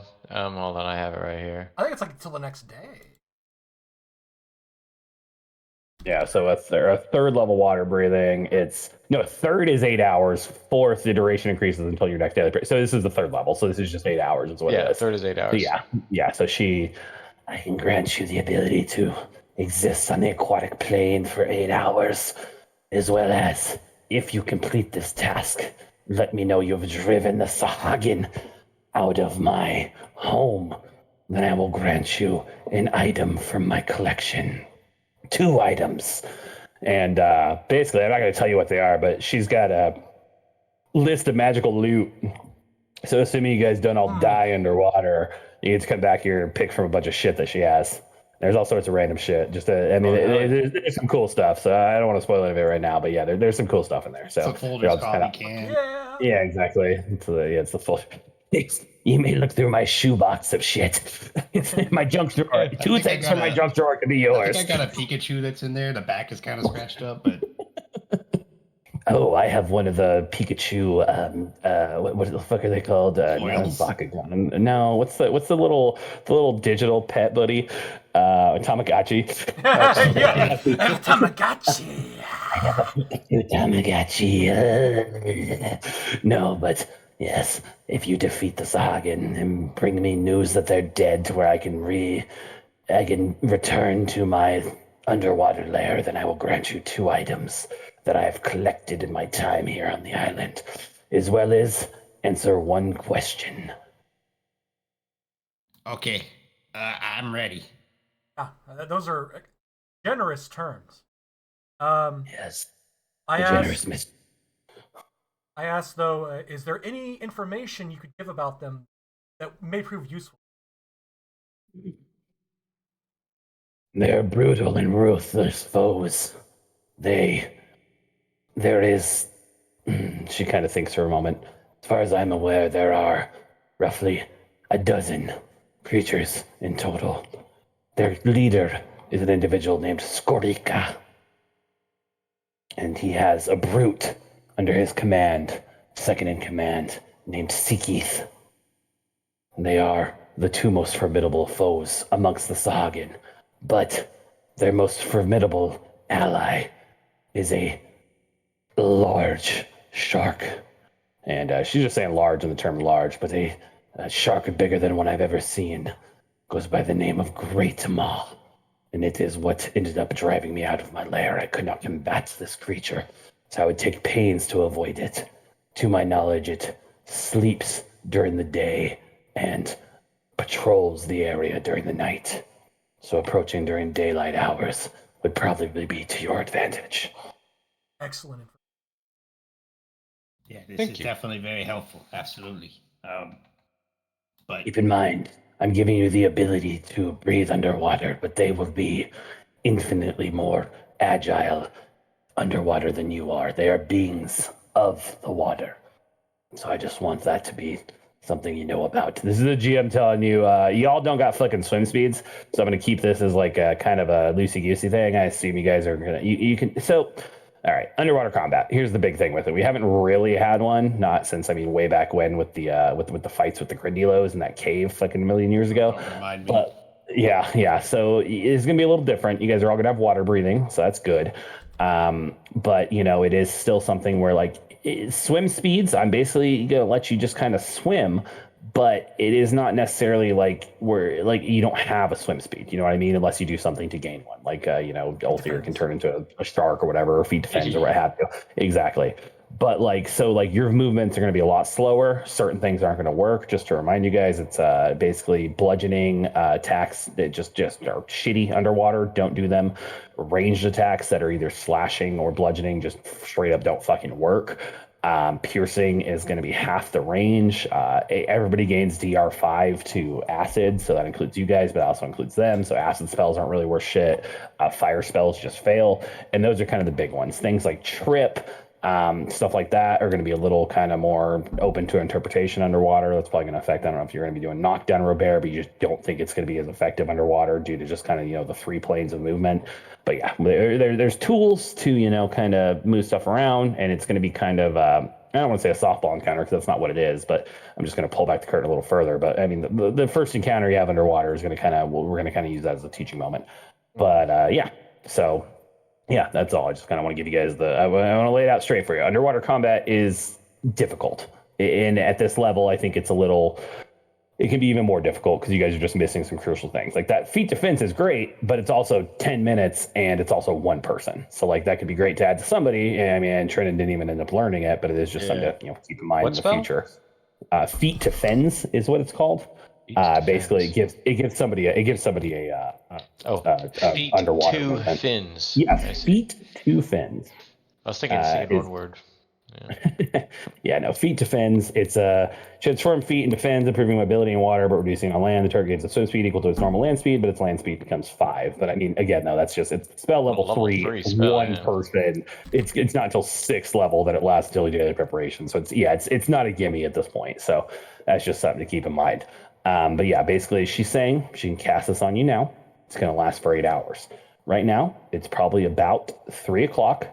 You know that these Lokatha can get you out to this point. It's actually kind of directly west of where she is pretty quickly to where you guys can get down there while it's still daylight, which is what she's telling you is a smart thing. You can do that, but you are also going to be under the time constraint of 8 hours. And she's willing to offer this to you now. You don't really know if she's going to offer it to you in the future. So I just laying all the cards out on the table here. Are you guys taking this now and heading straight out? What's the plan? I say yes. I say yeah. It's probably best. I agree. We should, yeah. Okay. Sure. Yeah, you guys are all healed up. I didn't apply an overnight rest. Let me do that real quick for spell slots. I don't think anybody actually even ended up using any, but it's fine. Spell slots, blah, blah, blah. Plus, I mean, assume you guys got focus things and shit like that. You know, you got your stuff back, Ulthir and whatnot, your focus spell. But very funny. You're still targeting Robert. So it's Trendon. Yeah. What was your plan? I just want to know, what was your plan there? Yeah, mine. Yeah, we're in the bar. I was gonna cast tether on him and just kind of hold one of his wrists so he could hit him. Great. It's incredible. I love it. So good. Very fun. Okay. But yeah, and Robert's healed of his drain. None of you guys are affected by any afflictions or anything. So that's cool. This is the first time you guys have all been at like full fighting capacity in a while. Yeah, so then yes, I will grant you this boon. And she, takes a moment, does some complicated incantation in the air with her tail, and you all just kind of, it doesn't take away your ability to breathe on land, so it's not like all of a sudden you guys are like, oh. But you all feel like these like gills open up in your neck, like Kevin Costner, Waterworld. You all got gills. I'm thinking Harry Potter. Yeah, well, you know what? I'm thinking of a good movie, not Waterworld. Wow. But actually, I think that movie's okay. But she casts that, and you all have the ability to breathe underwater for 8 hours now. Says, now go. Return to me once the deed is done, and I will keep up my end of the bargain. No, that's not so bad. We definitely appreciate that, and we're going to do everything that we can to get them out of your domain so you can return home. And thank you for allowing us to operate here. Of course, if you fail, I will eat you all. Have a pleasant day. Thank you, Lady Vestirsa. We don't want to be Lady like of the Sea. This is Vestirsa. She's getting the fuck out. Yeah, I can't. Let's get out of here. It's just so like just like this sounds awful. I cannot imagine. I don't even mind snakes. I kind of like snakes. I'm just like, no thanks. I don't want to talk to this thing. Get out of here. With a face? Yeah, snake with a face. No, that's what makes them so creepy. Is just their stupid little human faces. It's just like they'd be fine if they just look like big snakes. But yeah. So you guys go. I imagine you meet back up with the little Katha. They're like, hell yeah, we can do this. No worries. They take you out. Give you guys the island up again one more time here. If you didn't have it, and they take you to here. It's actually pretty close to you guys. It's right here. Here in the middle. Boom. Take you out to there. To the Urshani Reef, as they call it. The Lokatha called it at the very least. There's a reef there. So imagine you guys jump in. And tell me, what is this like? Because I don't think maybe Ulthir has, in his various travels, but I don't think Ticket, Trendon, or Robert has ever like been able to breathe underwater. Like, what is this like for the three of you? Imagine it's a very strange. What is it? Yeah, it's the abyss where it's like they're breathing like the liquid, oxygen. Yeah, it's like you're like feeling this water fill your lungs. But it's not, it's a very alien and kind of uncomfortable feeling, but you're able to breathe. Yeah, it's really weird. Trendon's not used to it, but he's like, there's probably fish and stuff underwater, so he's probably looking at For those. sure. Oh, there's all sorts of fish. It's like 6 at least. See the misshapen dolphin, the misshapen whale. Oh yeah, that's right. Just a manatee. Robert doesn't fall to fear too much. Uh, he trusts the spell. It's more the heavy armor giving him anxiety, and like once he gets in and kind of gets used to swimming in heavy armor, he's like, okay. Yeah, it's very funny too, because like if this is Pathfinder 1, you just fucking sink. Yeah. You just sink to the bottom of the ocean in this armor. But like they don't take that into account too, which I get. It's kind of necessary just bugaboo to deal with, but I do find it very funny that it's just like, yeah, just swimming around in full plate, whatever. Yeah. But yeah, I imagine it's a very odd feeling. And what about Ticket? The last time Ticket had a long time in the ocean was, I mean, it was back in the cave. It was back in the cave with the Grindylos. So like, what's Ticket feeling right about now? Ticket 100% panics. Like as soon as he gets in the water, he's like gasping and he's flailing around, and he's 100% expecting to like, choke. And so like he's basically trying to balance the fact that like he's trying to get water out of his lungs while at the same time realizing that he can take a breath. He can deal with it. Yeah. Ulta will be trying to like console him, pat him down, calm him down. It's all right. It's easy for you to say. You can turn to a fucking fish. Close your eyes and just breathe. I think I'm doing that. I'm talking to you right now. I'm doing my best, okay? Flounder's kind of there too. And he's like, "Hey, Ticket, yes, we will show you here." And he like goes down. He like motions you to go under the waves with him, and it's kind of just basically do the same thing as Altair, just kind of trying to take it. And the sea's pretty calm too right now. It's nothing crazy. Like it's it's a nice day. There doesn't appear to be any rain on the horizon or storms or anything like that. So it's hot, but I mean the ocean probably even feels a little nice compared to that. But Ticket gets taken out into the water by his parents, Ulthir and Flounder, with his float. Yeah, exactly. Like, no, fine. You can swim, Ticket. Don't worry about it. You can float. Look. Yeah, God damn it. Yeah, we can float down here.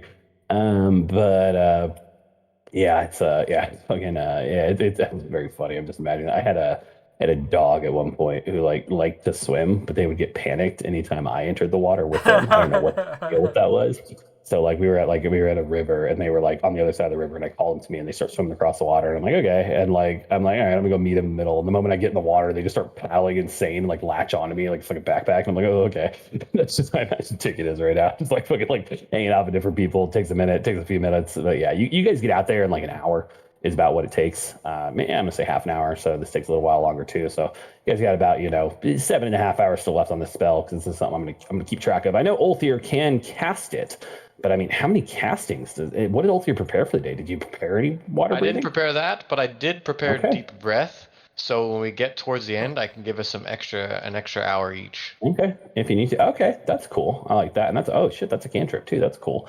I don't think so, because it says you take an incredibly deep breath. I don't know, whatever. Until it ends. You're breathing. That's fair. Yeah, I get what you're saying there. That's totally fair. Yeah, all right. We'll burn that bridge when we come to it if we need to. But you guys, they let you go. They say they'll be waiting for you. Basically, at this point, they'll try to keep an eye out for you guys if you need the help. But they'll be basically your chariot will wait, and you guys head down and down and down and down. It's about 200 feet to the bottom of the ocean floor here where you're at. What I need is everybody to roll me a fortitude save once you hit the 100. Because the water pressure is intense. Nice. Okay. All right. There's a bear, and I just need Ticket. Okay. All of you succeeded. And Ulthir critically succeeded. So Ulthir doesn't have to deal with this anymore. He's good. He's used to the water pressure. It's not bothering him. The rest of you, basically every 50 feet you go, which are going to be 2 more 50 feet increments, I need you to roll me another save. So I need Trendon, Robert, and Ticket to each roll me 2 more fortitude saves. Is that a Frozen reference, Robert? It is. Okay. Ooh, okay. Oh, a natural 1. Oh, that's not good. That's not Okay. good at all. So it succeeds on the first one. Trendon succeeds on the next one, or the second one. Trendon succeeds on the second one. What is it, plus 11? Robert succeeds on the second one. Ticket fails on the third one, and Robert critically fails on the third one. So Ticket, you're going to take 9 points of damage as the pressure of the water kind of is just really fucking with you, man. It's not great. You don't like it. And then Robert is unfortunately going to take 4d6 worth of damage. I rolled 3 6s. Are you shitting me? God damn. Christ alive. I'm sorry, buddy. The dice are against you tonight. Yeah. Bear takes 20 points of damage as you guys kind of cross that threshold. But 3 saves, whether it's successes or fails, or 1 critical success, and you are now adjusted to the pressure. Takes you guys about half an hour to get down here. I'd say it takes about, you guys got about 7 hours left on the spell. And you are down here now. You let me know. You're basically at the ocean floor. And it's a very interesting landscape. I mean, again, I don't know if Ulthir spent a lot of time in the water in his travels, but like it's you might as well be on the fucking moon. Nothing like It's this. it stretches out for miles around you in this kind of barren wasteland, more or less, of sand with various protrusions of rocks and kelp, and there's squid and octopus, and all sorts of other stuff all around. Go ahead. Down here? So it's dim light is what it is at this level. Technically, if we're going by real world ocean rules, it would be dark, but I'm calling it dim light. It's dim light down here where you guys are. Yeah, it's magic. The sun's magic. Whatever. I guess it is. Sure. Sarah Ray lives there or whatever. She lives in the sun, right? That's her whole thing. So it's dim light. So it is, light works the same as normal down here. So if you cast a light spell, it's still got the 20 foot, 40 foot, 20 foot bright, 40 foot dim radius, etc. Just that's something to keep in mind. But dim light isn't really going to affect any of you guys negatively, as it were. Like, even if you don't have low light vision, I'm not too concerned about it. I'm basically just kind of more make this more kind of paint the environment, as it were. I'm not really treating this as mechanical in the same way, but you can see, and it it goes for, again, underwater combat is hard. I don't need to handicap you guys any further. But so yeah, you look around, and it's very strange, and basically roughly the direction that the reef flies in. It's going to be kind of to your guys's effective west if we're looking, or east if we're looking at the map. So yeah, it's probably about a quarter mile forward. You guys can essentially walk along the bottom of the ocean. I think you're all kind of heavy enough too. Also, again, I don't care about physics that much here. Or you can swim, what have you. But I want to know how you guys are proceeding. And again, you guys can talk. I think the water breathing spell gives you, I'm going to say it lets you talk underwater too. Your range of speech is going to be diminished. It's only going to be about 20, 30 feet or so to what you can hear each other in. But that's just kind of part of it. That is something to keep in mind, is you all do take a -2 to auditory perception checks, unless you have the aquatic trait, which none of you do, to my knowledge, unless Ulthir turns into a shark or whatever. But yeah, so just keep that in mind. All like regular perception checks are going to be at a -2. Ulthir, do you have anything medicine-wise to help me with the pressure? I was gonna say I can throw a level 1 heal on all of us. Could you use a medicine skill check? Can we take 10 minutes? Just yeah, you can take 10 minutes. Are you trained in medicine? Actually, I don't think I am. Oh. No, I am. It's just you have the best wisdom, so you have the highest chance to land the medicine checks. Ticket's expert in medicine now, right? He might be higher. Yeah, Ticket's been focusing on medicine a bit. Rama does well. My red hand's touched him. It's fine. I have plus 11. Yeah, you have a better chance. Plus 9 right. All right, well, yeah, I can. I'm sure I can whip something up. Help you cope. Pressure sickness is generally restricted to the ocean, which is never I've much dealt before, but I have read about it. You are suffering from hibernation sickness. Wow, that's failure. Not a crit failure, but just a regular old failure. I guess I have not as experienced as I would hoped in this matter. Dude, you're taking 10 minutes to do this. Do you want to just lay on hands yourself and then refocus while he's trying to do that on you? Yeah. Yeah, let's do that. So 18. Yeah, we'll just call this all in the same. You give yourself whatever, 8 back or whatever it is. Just drop. Okay. Just put yourself at 2 wounds. Yeah, Ulthir, unfortunately, like you go to pull out like all your fucking herbs and poultices like start floating away. You go to pull them out, you're like, "Ooh." You can't hold all these limes. And, Making yeah. sure no corn is floating away from me too. Oh God. I told you I'd give you a hero point if you did something with that. I forgot about that. That's very funny. All right. Yeah. Let me find an image here because you guys, after a little, are you guys just taking that 10 minutes? Is anybody else doing anything else in that 10 minutes? All right. Ticket's like got some laborious breathing, but he's just trying to figure out like, oh God, I The can poor actually guy. walk. I can actually walk on the fucking ocean floor. Yeah, it's wild. It's like a Pirates of the Caribbean 1 style. Yeah, he's basically like trying to come to terms with the new environment. Is basically what he's spending his time doing. Yeah, I can't imagine. It's terrifying. Like this is an insane thing to be in. So Well, is his go movements ahead. like more sluggish underwater? So Because like you're yes, fighting against water. and yeah, I mean technically yes. So keep in mind, basically. Oh, and I'm sorry, that was the other big caveat. And of course, we were playing for too much longer. But another big caveat is you're all flat-footed. Unless you have a swim speed, you are flat-footed underwater. Okay. So you are essentially taking a -2 to your AC while underwater. So yeah, he's basically taking like some test swings. Like Yeah, underwater to, like, nothing figure it affects your out. actual movement speed though. Your movement speed is still regular. It's just if you want to go like up, like because I'm just assuming you guys are all essentially starting at 0. You guys are ground level. Like if you want to swim up, then that's going to be where like swim checks come in. But in reality, I mean, it's just whatever your movement speed for swim is, which I think is like 10 feet per like. I think it's 5 feet per 10 feet of movement, unless you want to roll an athletics check, which can get you more. But an athletics check that you fail really badly can get you less. So that's where kind of the downside comes in. So, but yeah. So yeah, you're able to move as long as you're walking along the bottom of the ocean. You can move at your regular, movement speed, whatever that may be. But yeah, you are a bit sluggish underwater compared to what you are. Okay. I don't know if this will actually work or not, but Trendon's gonna try and cast Mage Hand and try and find something that'll hold him and then surf on it. Another underwater. No, that's not how Mage Damn. Hand works. Joe Satriani surfing with the aliens starts fighting. I'm just It'd be saying a no. funny mental image. It is Haven't you very seen funny, and I Hunter x enjoy Hunter? it.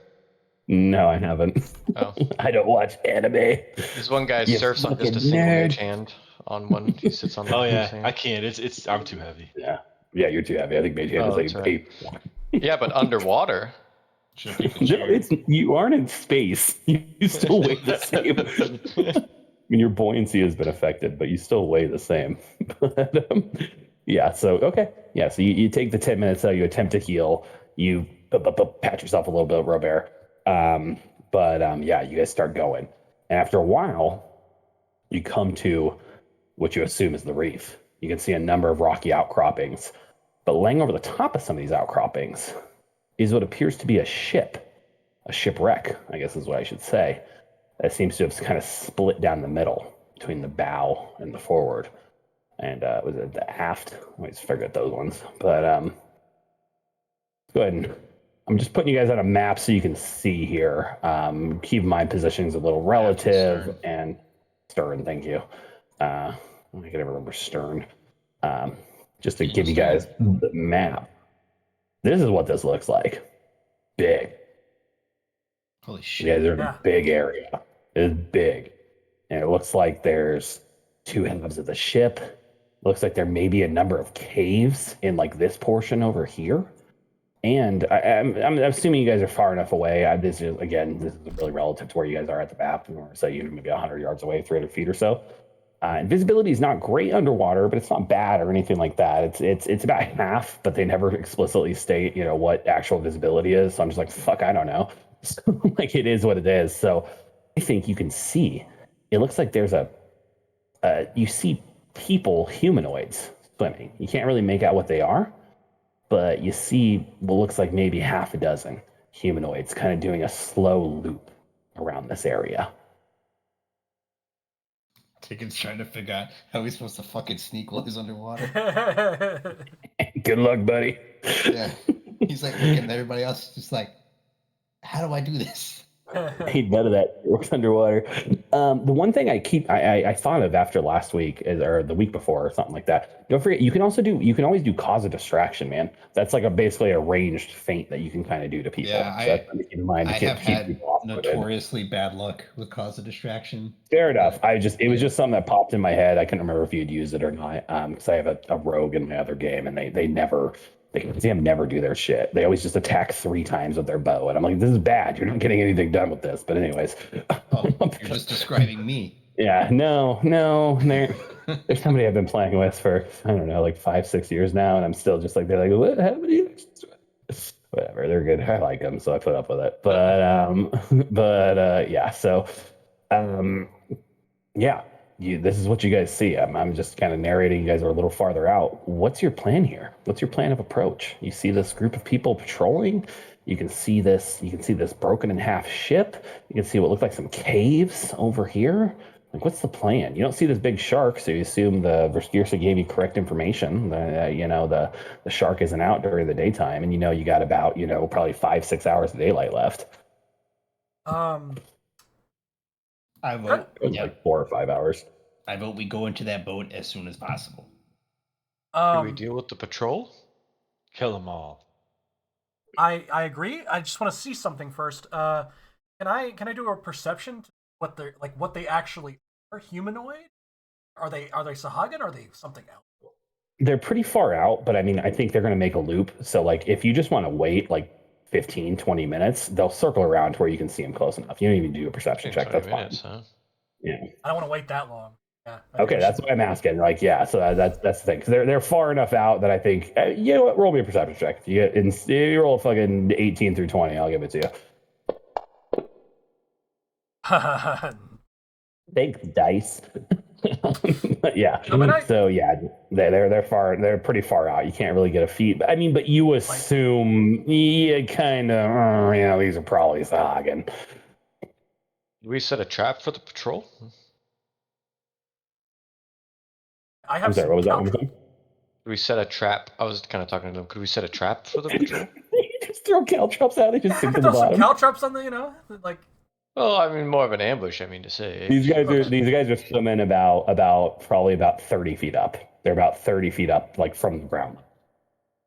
I could create an illusory object, and draw them somewhere. We'd have to be ready for a bell ring. You see like this, like you see like all this shit, like all this like reef and rock and stuff like that. There's all sorts of little cubbies and alcoves and stuff. You think you guys could try to like wedge yourselves in there and maybe try to do that? It's not a bad plan, actually. Yeah, let's do that. Yeah. Yeah, let's bring him in. I like it. What sort of illusion? How are you going to distract him? I'm curious. I'm thinking maybe something that would want to eat or something like that. Some kind of food. Something shiny. Yes, something shiny. Draw them in. Oh, something they would want to eat. Yeah, dude. Something they would want to eat. I think I mentioned it last week, but it's street sharks. You just do a giant toaster. It's a big chicken. It's a big drumstick. Yeah, you just sell the meat. But no, it's you do the misshapen whale. Yeah, sure. The porpoise or the manatee. And yeah, okay, I like that. I do want to know, like, what's everybody rocking here? Like, Ticket, do you have your bow out? Like, or is Ticket going with melee here? No, he's got his rapier. He's got a rapier. Okay, cool. And we did get that set up properly, right? It's got the striking and everything on it now. Got the rune on it. Yep. Okay, cool. Where'd everyone else go? You're all right there. Oh, I only see me now. I only see me. There might be that's weird. Vision thing. I'm drowning. Help me. Yeah. You guys really only see each other? Or you guys can't see each other? Yeah, I just see Ticket. That's all I see. I could before, but now I only see myself. As soon as we go into the purple. There we go. What about now? Yep, Yeah, now I see okay. everybody. Yep. Yeah, because I played around with doing like line of sight with these walls and stuff like that, like making it to where like you had to get up to a certain height to do it, but it was just a pain in the ass, and I just didn't feel like dealing with it. So I'm not gonna give a shit. It is what it is. It's fun. and it's fun in principle, but it's just not. It doesn't end up being fun. It ends up just sucking. So yeah, basically what I'm gonna do here is I assume you guys are all kind of together. I'm gonna put Ticket and Trendon on a level. I'm gonna put Robert and Ulthir on a level, and you guys are all kind of tucked into these nook and crannies.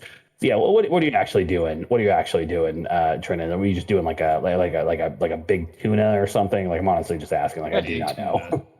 Yeah, it'll be a big like tuna that's got kind of like a gash in it, so it's bleeding, and it's Oh, hell yeah. level 3 illusory object, so it's got all the auditory Got like the you can smells and smell everything stuff. too. Yeah. Yeah. Yeah. Okay. I love that. The blood is really what sells that to me. I very much like that. Yeah. So like these guys, fucking. Do I have their tokens? I don't think I have their tokens on the map. Do I? No, I do not. Okay. I can set that up. That's fine. They're gonna swim over the top of you guys. And what I'm basically going to do is because surprise rounds don't really exist in this game, not in the same way, really. I'm basically going to give you all a +2 to your initiative here for this. And that can be whatever initiative you want to roll. Like Trendon, I don't know if it'd be better for you, but you could do like deception since you're casting this spell. Ticket, obviously, stealth. Like you guys, yeah, I'm giving you a +2 circumstance bonus essentially to this roll. So you tell me what you want to roll, and if it's something kind of out there, you argue it for me. Like Robert, you could roll warfare lore here. I think lores are the stupidest thing to ever exist. I'm just kidding. I just think they're very circumstantial. But it is one of those things where it's like, yeah, if you want to argue here, what's your John Big Tuna Krasinski from the maker of Quiet Place Part 7 or whatever the fuck the next one is. That guy sucks. Fuck that guy, CIA plant. I mean, he did marry Emily Blunt. I'm just saying. Dude, oh man, she's Emily Blunt Edge tomorrow. Whew. But was pretty good. I love that movie so much. It's one of my all-time favorite movies. Live, I've die, probably watched it repeat. 1,000 times. But yeah, I actually like Live Die Repeat as a title too. But yeah, so you tell me, what are you guys rolling for initiative here? Because basically, we're gonna start combat, but not really start combat. Stealth. So yeah, you want to use stealth? That makes sense. What about Ticket? Stealth. Or what about Trendon? I'm sorry, Trendon. What's Trendon want to roll here?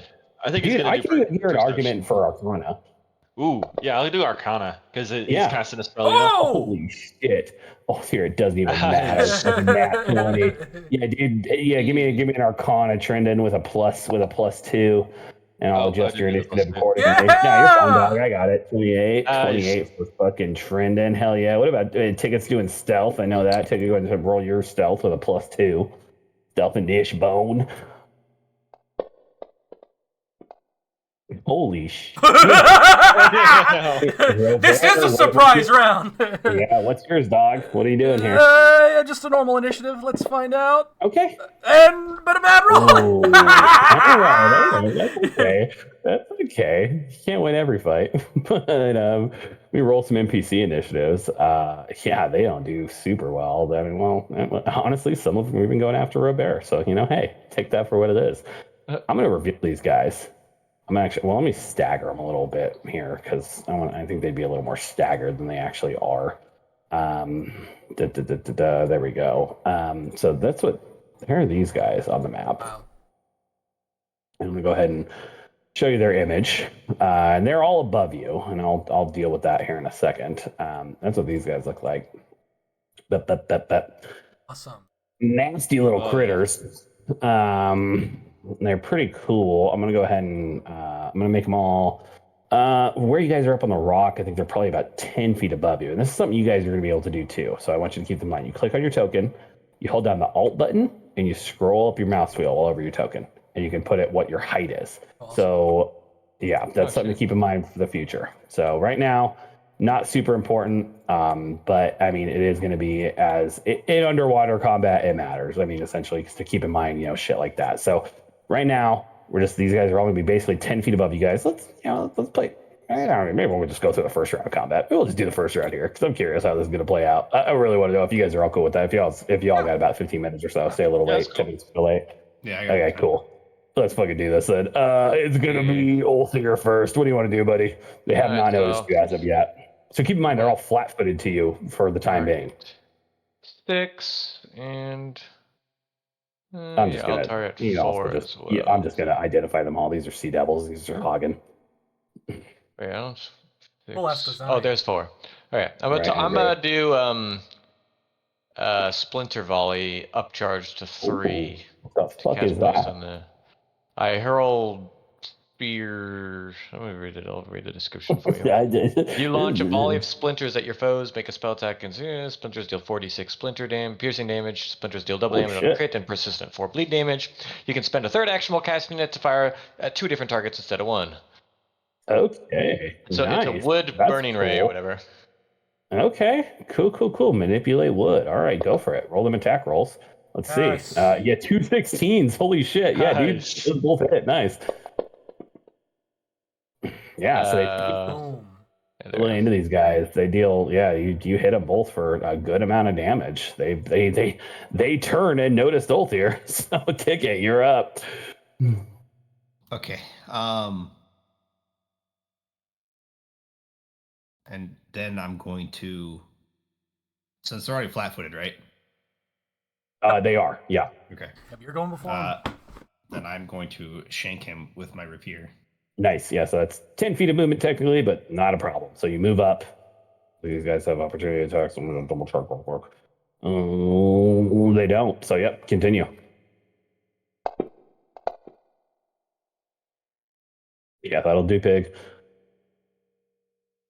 All right, and roll 2 more d6 on top of that for me for your sneak attack damage. Good hit. Yeah, good hit, dude. Holy shit. Oh! Bars, baby. Nice. Fuck bars. The Devil Scout 3 takes another 12 points of damage. God damn, he's looking hurt. He doesn't like that. You got an action left ticket. What do you want to do? Let me see. I don't think there's really any skills I can use right now.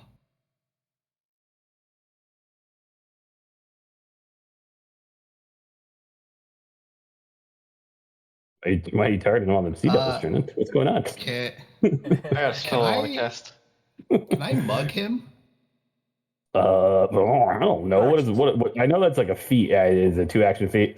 Well, I was gonna say, could I use that attack to have my second action be the mug because it doesn't do any damage. It just I don't know. What does it do? Tell so me you about make, you make a quick attack and rob your foe in the process. Make a melee strike against an adjacent foe, which I've done. You hit, If deal you sneak hit and attack deal sneak damage, which attack you did. You damage, can also attempt to steal from the target. Sure. What do you want to steal? What does he have in his fishy pockets? I don't fucking know. Hold on. He's got a long spear which he's holding, and then he's got a spear. So you If I try to could take steal the a fucking regular spear, steal from that him. would be so I don't think you fucking can awesome. because he's attending. I don't think you can try to take the one he's Yeah. holding, but you Yeah, can if try he to doesn't- take the other one. Sure. Okay, yeah, sure. I'll take the other spear. Why not? Yeah, like he take can't a throw throwing it. spirit. Yeah. Yeah, roll me a thievery check. Is that just deception? Thievery. Thievery. No, it's specifically Oh, thievery. thievery. My bad. Yep. Can I have star assist? I don't know. Is that like an action or something? I don't know. Honestly, he's just my familiar. You Just- have to use an action to command him. I think Okay, command never him. mind. Yeah, I think that's how it is. Yeah, he Yeah, aids don't worry you. about Yeah, it. just roll a straight up thievery. He does hate me. You take this dude's spear. You have to stab him in the stomach and then take the spear off his left side. You're just like, what the fuck? Get the fucking drop on these Holy guys. fuck! They suck so much. Oh my god. Somebody. It's this guy's turn, one of the Sea Devil guys, and he's confused, doesn't know what the fuck's happening, and he's gonna drop down. He's gonna use his swim speed to drop down to your level, and then he's gonna target Ticket with his spear. He's got 10 feet with that, so he's gonna stab at you with his long spear. 14 on the die, that's gonna do, and he's gonna hit you for a minimum damage. 14 for damage. And then he's going to try to stab at you one more time. Here, he swam this round. And he misses. That's it. That's his turn. All right, Trendon, you're up, dude. Just fry my fishes or whatever you're going to do. He's gonna cast third level fear on all the fishes. Oh shit, Are son! they? And they're all within range? You're taking into Yep. account the 10 feet? The Yeah, 10 it's, feet they have above you? Yeah. So it's a 30-foot range, so I should be within range of all of Oh, them. yeah. except for No, you're that good. farthest Yeah. one. 15, 15, Okay. 15, 20. Yeah, no, you're good, dude. Good call. All right. Okay, yeah, you got him targeted. Roll the spell. It should automatically work. Oh my god. Yeah, Rolling lagging dice. like That was crazy. very laggy. There we go. Okay. Oh, There, shit! So we have one critical failure, one regular failure, one critical success, two critical failures. So 2 critical successes and 2 critical failures and 1 regular failure. Wow. So that's nuts. So tell me about this spell. That's fun. That's a fun. We have real both ends of the spectrum here. What's this? What critical failure? They're fleeing. No. Yeah, critical failure. The target is frightened 3, and they're fleeing for 1 round. Wow. On One a round. failure, they're frightened 2. On a critical And success, then they're critical and unaffected. nothing, I assume. Yeah. Okay. So let's take a look here. So 5 crit failed, 2 failed. Who succeeded? Scout 1 succeeded, and Scout 6 both crit succeeded. So Scout 1 and Scout 6. So I'm gonna untarget them for you. And then I'm just going to target who crits failed. That's 3 and 5. So Yeah. all right. So 3 is now targeted. So go ahead and do go ahead and do the crit failure option on there. And then fleeing Nice. And then then they'll be fleeing. I'll get to that on their turn. And then go ahead and do just the regular failure option on old Sea Devil Scout 2 here. I have them retargeted for you. So you can just do the. Oh, you already did it. Awesome. Cool. All right, you got an action left. Anything else you want to do? Great. Thanks. He's just gonna cast shield on himself. Okay. Cool. Nice. You cast shield on yourself. It is okay. It's this guy's turn. Sea Devil Scout 4. He was not affected. He was one of the only ones. He's going to he's gonna step. Oh, that's not really a thing, but whatever. He's gonna step down 5 feet. You're all kind of out in the open now, and he's gonna target Robert with his long spear. He can take a stab at you. And I have Underwater Marauder, so he doesn't get that +2. Oh, wow. I didn't even add the +2 to any of those hits, so I totally forgot about it. Okay. All right, that's his turn. He misses. This is one of the guys who's fleeing, so he just.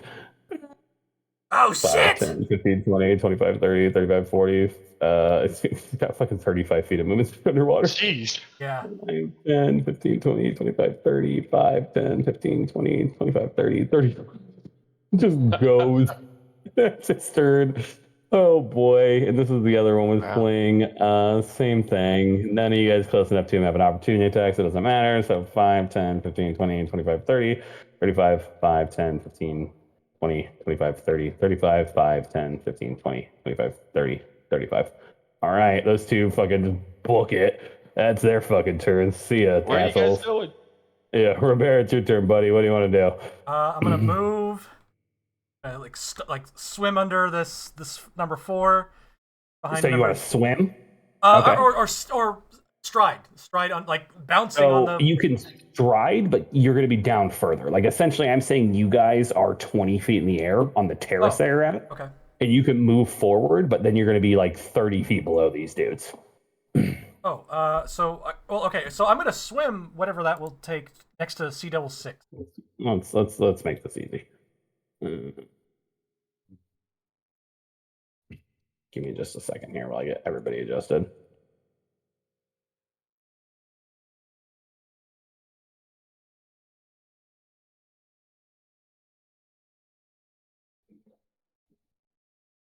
This guy swam down, so he's at 20. And then this guy is at 25. There you go. So that gives you relative positioning of everybody. So a couple of them. So yeah, that guy's 5 feet above you. So yeah, you want to swim out there? Yeah, I'm gonna swim out behind number 6. Yeah, let's double check the swim action real quick. Swim PF2E. I think it's whatever, just a regular. If you don't have to attempt check, if you end your turn in water and swim action, yeah, but I don't know how much. So we're just gonna count this as a regular success. You move through the water with 5 feet plus 5 feet per 20. So you can essentially move 10 feet per action, per like stride action for you. So to get over there would be 2 actions for you. Is that what you want to do? Yeah. Then I'm gonna sudden charge then, as you know, so I can kind of get. Can I sudden charge my swim? I don't have the swim action. I think that's fine. It's movement. I think it's fine. So you can get over there, you get behind this dude, you can get there, and you're at the same level as him. So yeah, feel free. You know what I'm gonna walk it back. I'm going to intimidate him first, then I'm gonna do sudden charge. Sure. Roll me the intimidation check. I might succeed. Let me look at these guys' stats. They aren't super. Will save that does succeed. So he is. This guy's. Hold on. This is Sea Devil 6 Scout. Sea Devil Scout 6. No, he's not frightened. So yeah, that applies to him. Yeah, okay. He's one of the ones who critically succeeded. I will get that applied to him. Give me 1 second. Frightened. He now has the condition applied to him. So yep, go for it. So you do that and then you move. So yeah, go for it. You get the attack. Well, you got to hit him first. Still, you didn't roll the hit. I swore I picked that, but that's why I feared. Hit. Yeah, critical hit. So go for it. Roll damage. Just roll damage one more time. Oh no! God damn it! Hold on, because they had. Luckily, they were near death, so it's fine. Because that basically applied 6d8 rather than 4d8, but it's all good. So they only had a little bit of health left. So yeah, you kill this guy. He's donezo, and that is Robert's turn. If you hit that button for me, please. This guy's turn. He's the other one who crit succeeded. He's going to drop down, bop, and take a stab at Brendan. Saw you cast this fucking spear spell. He does not like it. Stabs at you with his long spear, Brendan. See? 5 on the die, probably not going to happen. Wow. And then he does it one more time. Natural 13. Nope, not quite. I think is that just because you're fucking armor rune? I think it is, huh? Yeah, it is. Son of a bitch. All right, I gave you the item. I'm just kidding. It's great. I love it. It's this guy's turn. He is going to. He's 10 feet above you. He doesn't give a shit. He's going to swim forward, and then he's going to drop down. Oh, I didn't mean to shrink him. I meant to drop him down. And I'm sorry, he actually doesn't need to get that close. He goes here, and then he's going to attack Ticket with his long spear. So, natural 10. Fuck. That Frightened is doing some work here. A second attack. Natural 16, maybe? Nope. All right. That's his turn. Here's awesome. And that's the end of combat. And that's where we're going to stop it for tonight with... You guys fucking won this already. They're gonna come swim back, and all their friends are gonna be dead. Yeah, right. 2 of them, and you've already mopped up one of them very easily. Yeah, you guys know that fear, was awesome. Dude. That is A+, man. That is great. That's a great choice of a spell use. It is. Yeah, no, that's incredible. That instantly changed the momentum of this encounter by a fair bit. Because I'll be honest. I forgot to rebalance this encounter for 4 of you. I was going to do that before we got to here, but I didn't. And so, yeah, you guys are wiping the floor with an encounter meant for 5 of you. So I feel good about stuff. Hell yeah. Yeah, that's one something... more of them should have a rock. Trendy was pinned down too long for a chair. Now he's not taking any shit. Yeah.